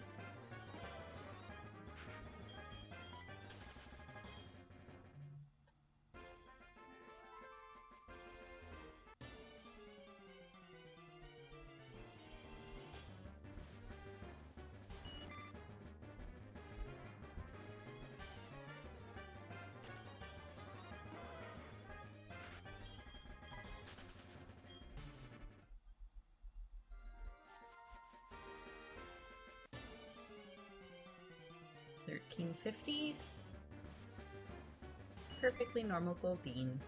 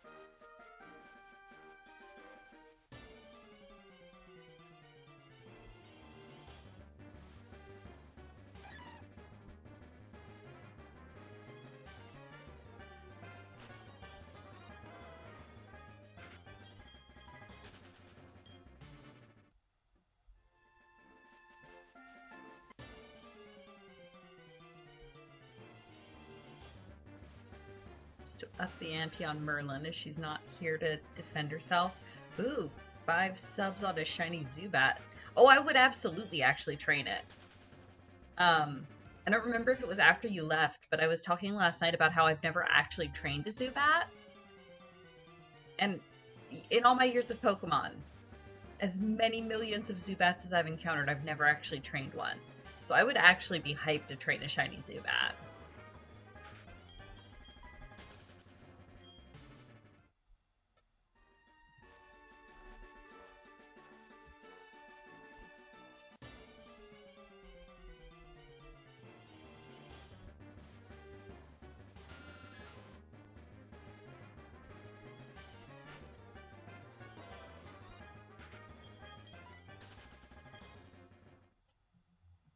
Like, I know Merlin really wishes for the Golden Growlithe.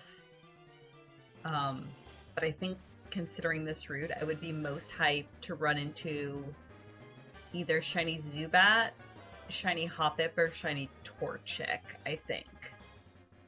Although I've already trained multiple shiny Hoppip, so it would also be nice to get something new.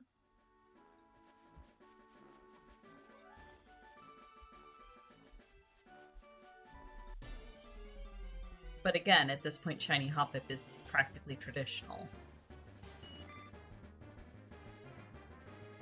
Shiny Goldeen would be interesting. I just know that Goldeen and Seaking aren't particularly strong, but it would still be neat.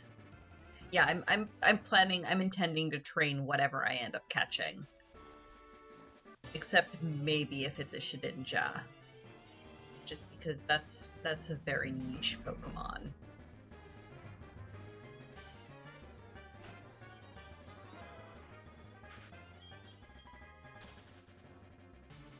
Golden Growlithe has a nice ring to it. I know, they're so pretty.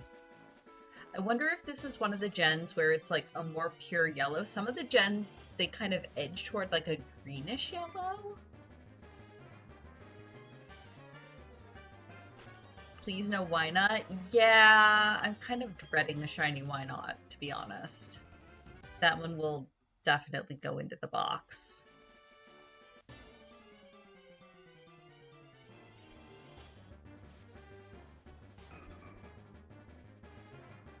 I mean, nothing against it, I just don't know if I could stand to actually train one. Because Wobbuffet are an exercise in frustration. Both for the trainer and anyone trying to battle it.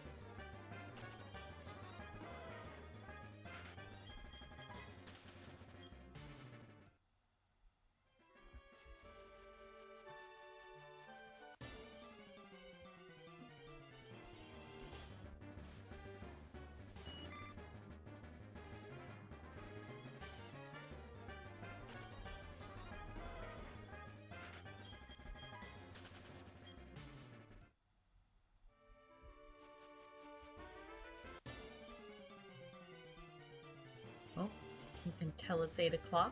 The game has flipped over to nighttime.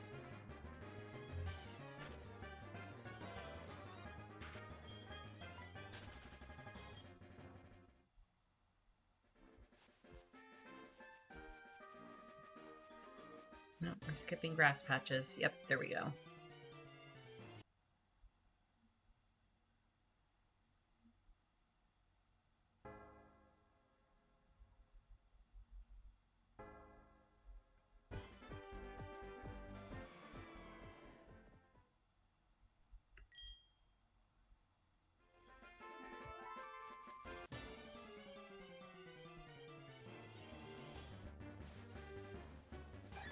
Nighttime or dice time?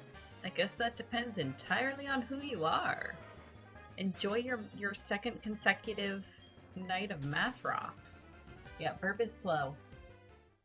It'll be another minute or so. The Burb is fashionably late.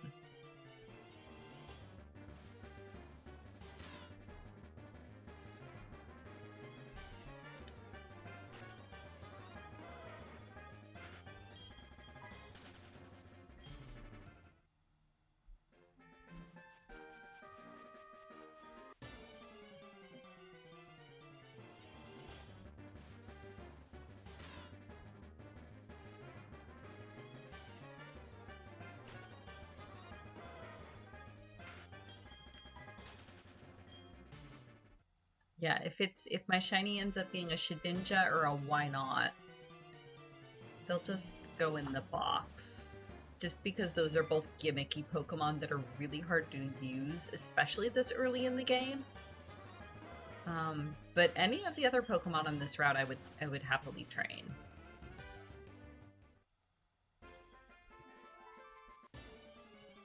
And the odds are in our favor of it not being a Shedinja or a Wynot, so hopefully. Yeah, good Burb. It's getting there. The second hand is ticking.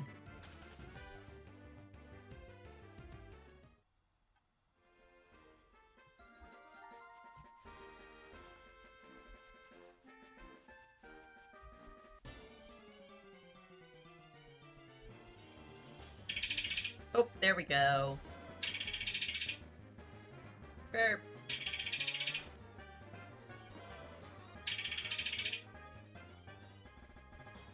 Enjoy your math rocks. Do not eat your math rocks. Do not let the players eat the math rocks. Those are like the top 3 rules of D&D, right? That's what I've gathered.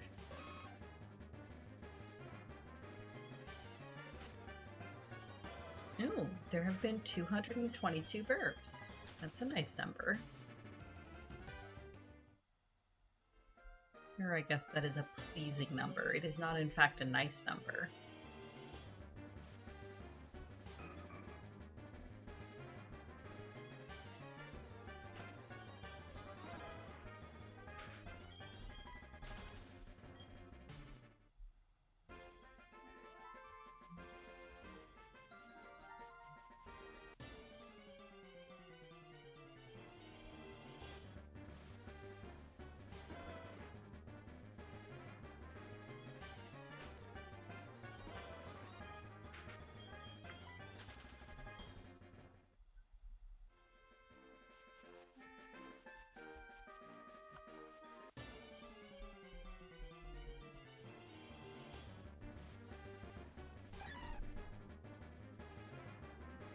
Have a good night, Randus.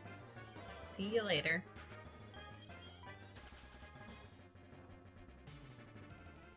Oh, we'll definitely hit at least 1400 tonight. Slowly but steadily working our way up. I'll probably start hunting on this file offline as well.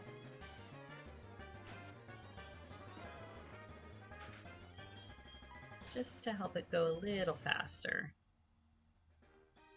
And then if I happen to catch something shiny off stream, then we can have like a big unveiling moment and stuff the next time we're live. So that can be fun too.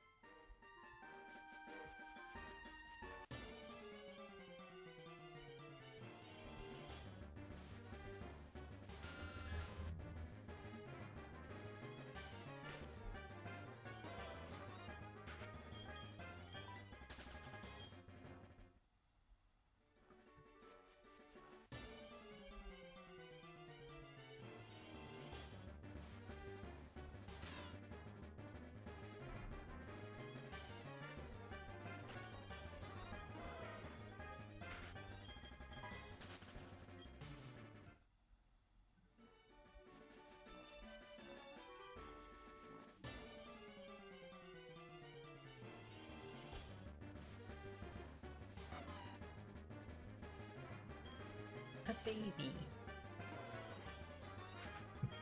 A round feathery baby.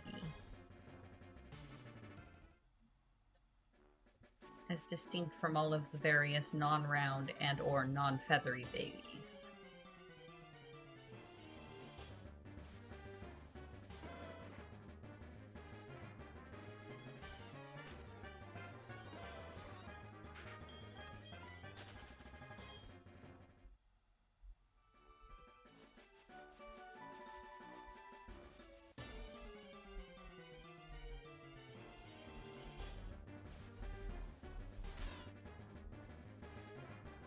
Well, this one's just not baby.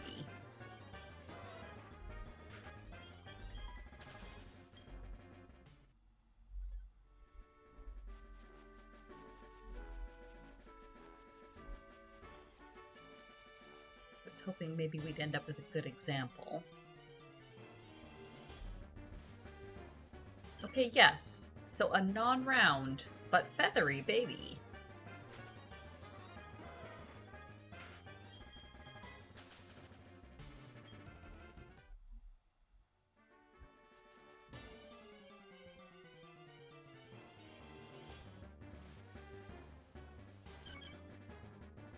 Okay, same thing. Come on, game, work with me. I'm trying to make a joke here.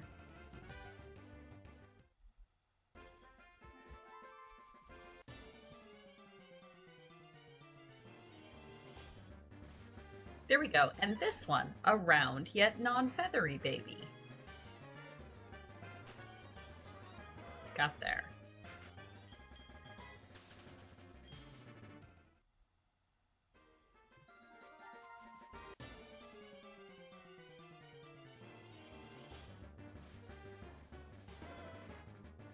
And I guess this one's both non-round and non-feathery.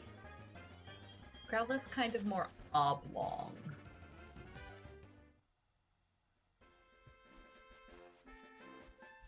But definitely baby.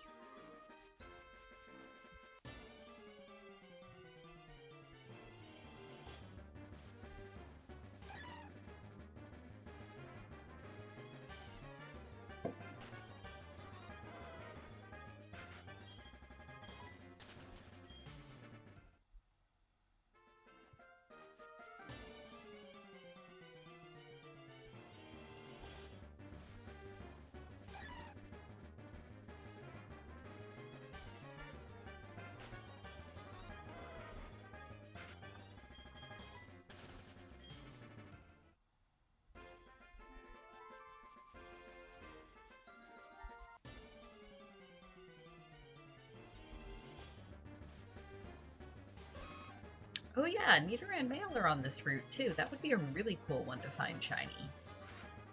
Because I've never traded one of those either.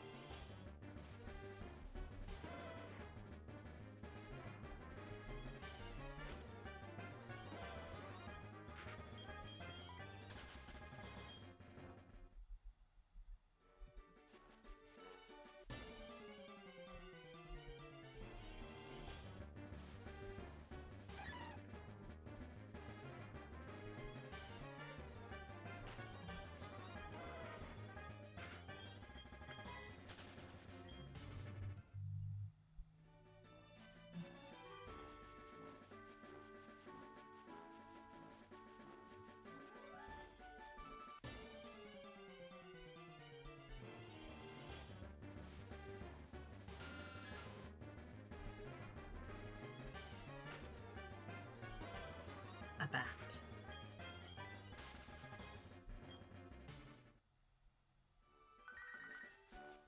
Oh no, it's Joey again. Hi. I am awake. Yes, your Rattata is incredible. I love your Rattata. Flying rat! Zubat. Yeah. Totally. You okay, frame rate?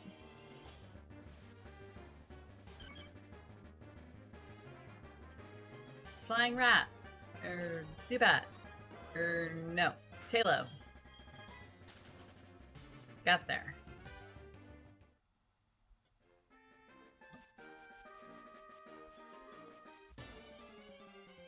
1400. Perfectly normal Growlithe.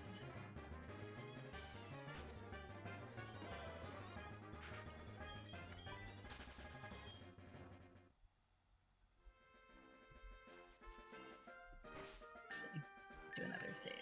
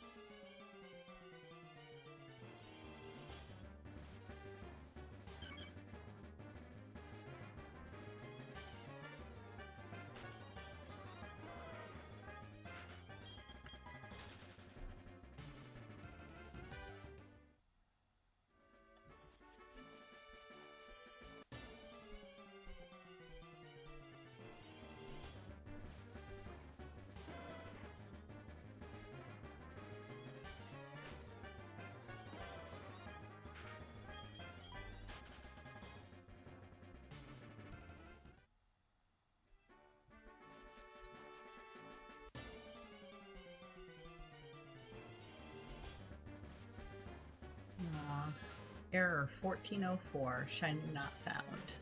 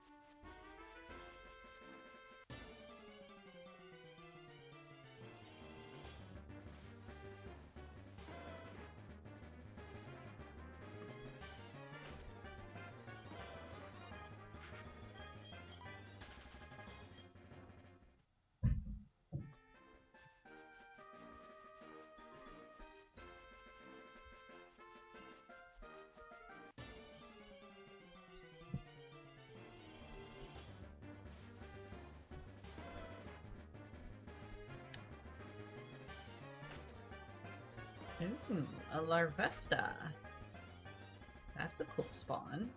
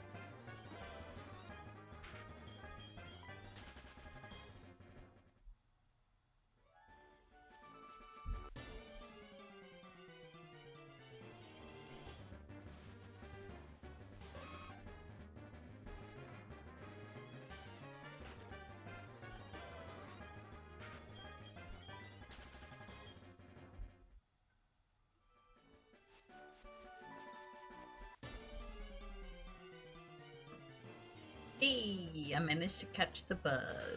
Excellent. Don't know what I'll do with it, but it's nice to have it.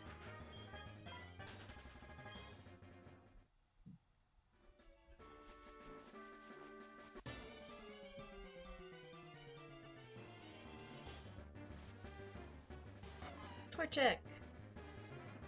A baby. As established.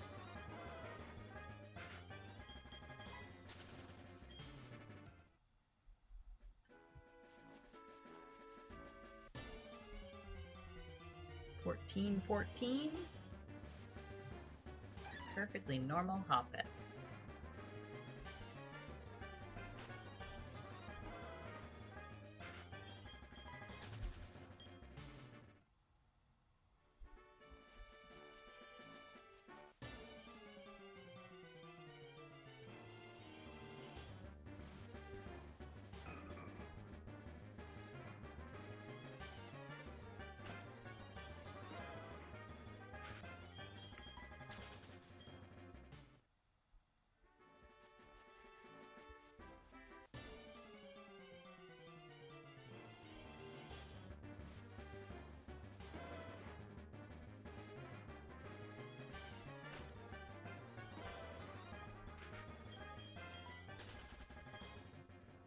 So it looks like we're doing a little bit over 100 encounters an hour.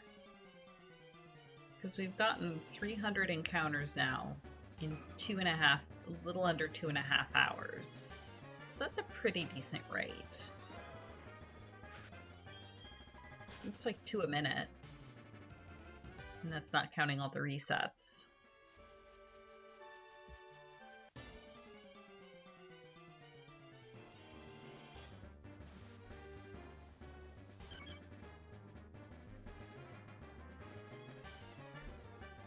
Especially considering I'm only hunting on one game. A lot of shiny hunters you see will be hunting on like 4 or 5 games all at the same time.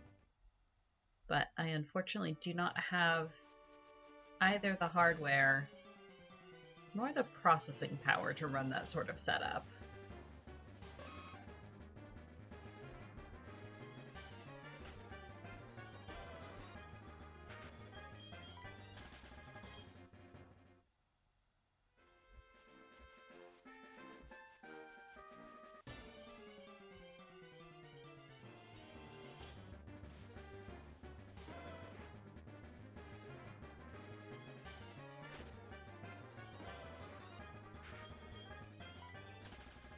I might set something up for Safari Week next year, because I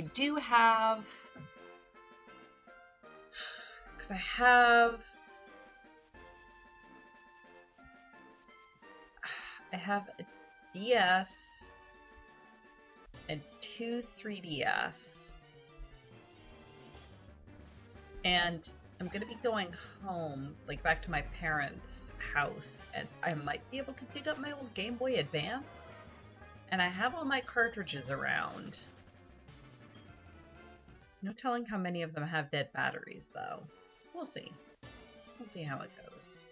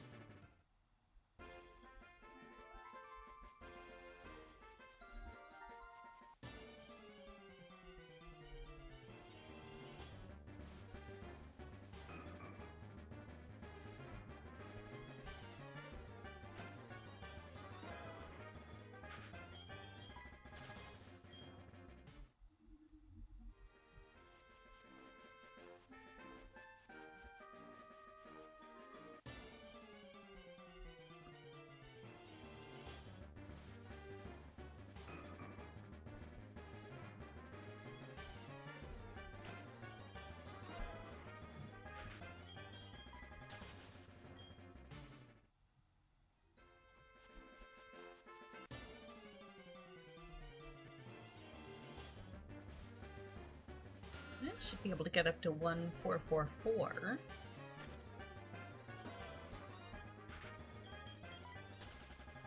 Make that our goal for the evening.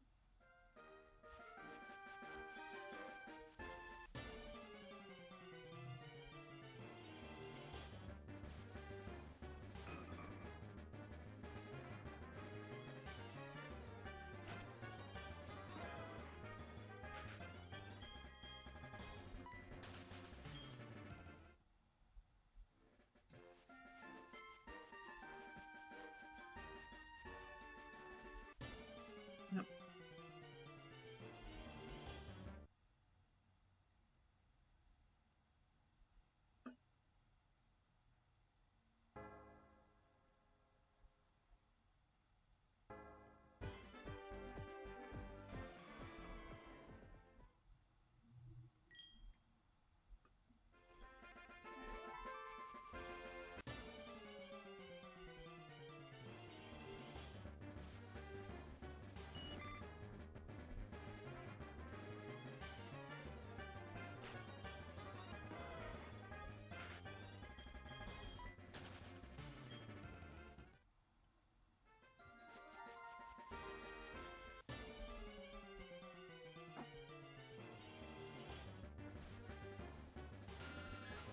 A bat.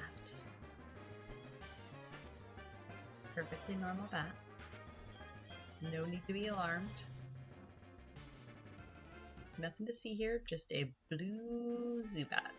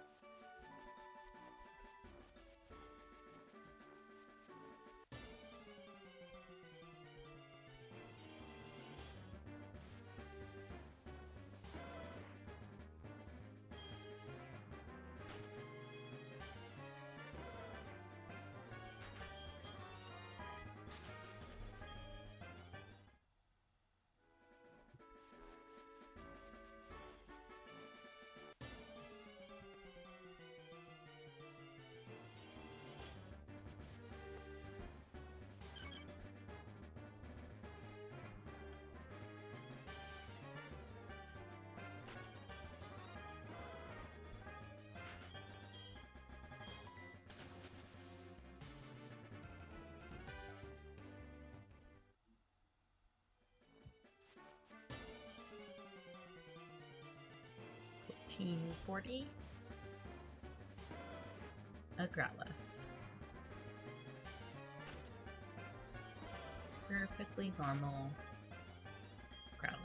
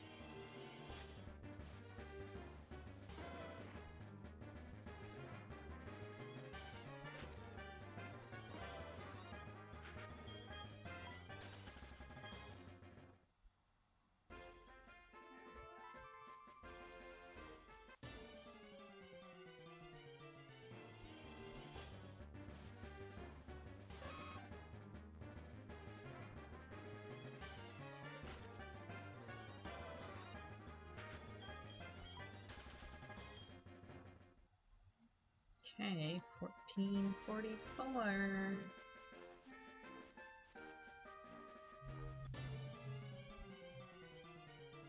What have we got? Perfectly normal Hoppip. Alright, what about PCG spawn?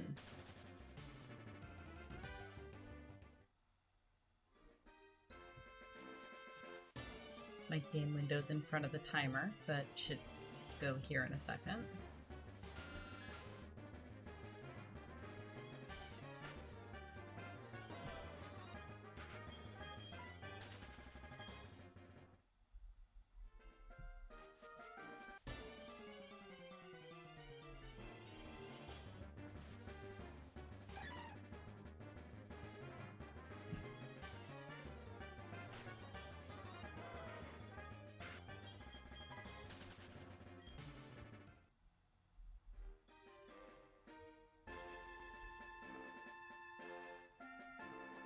Aha, we have a wild Meditite.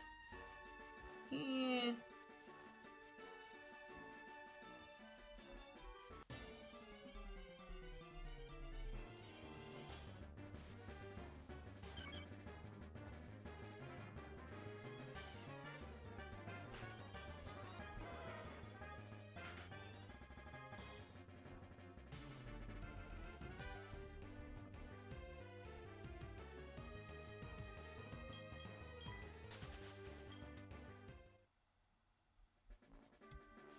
Another couple encounters while it despawns. Get ourselves up to 1450. And then I'll call it a night.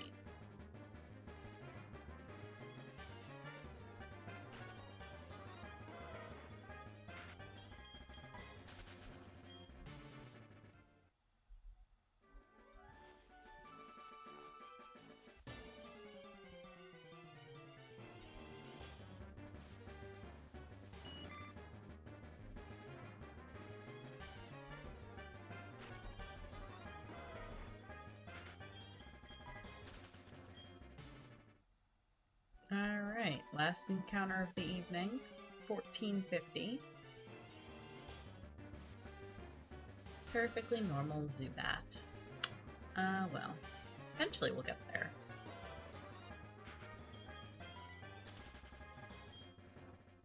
There we go. Well, thank you all for coming and hanging out with me. Thank you for keeping me company on this extremely long grind. Thank you to my followers and subscribers. I really, really, really appreciate it very much. I will be back on Sunday, Sunday morning with my usual sewing and patchwork. So I will see you guys then. Until then, stay safe, stay hydrated, stay healthy as much as you can. And I hope everyone has a good rest of the week. Bye.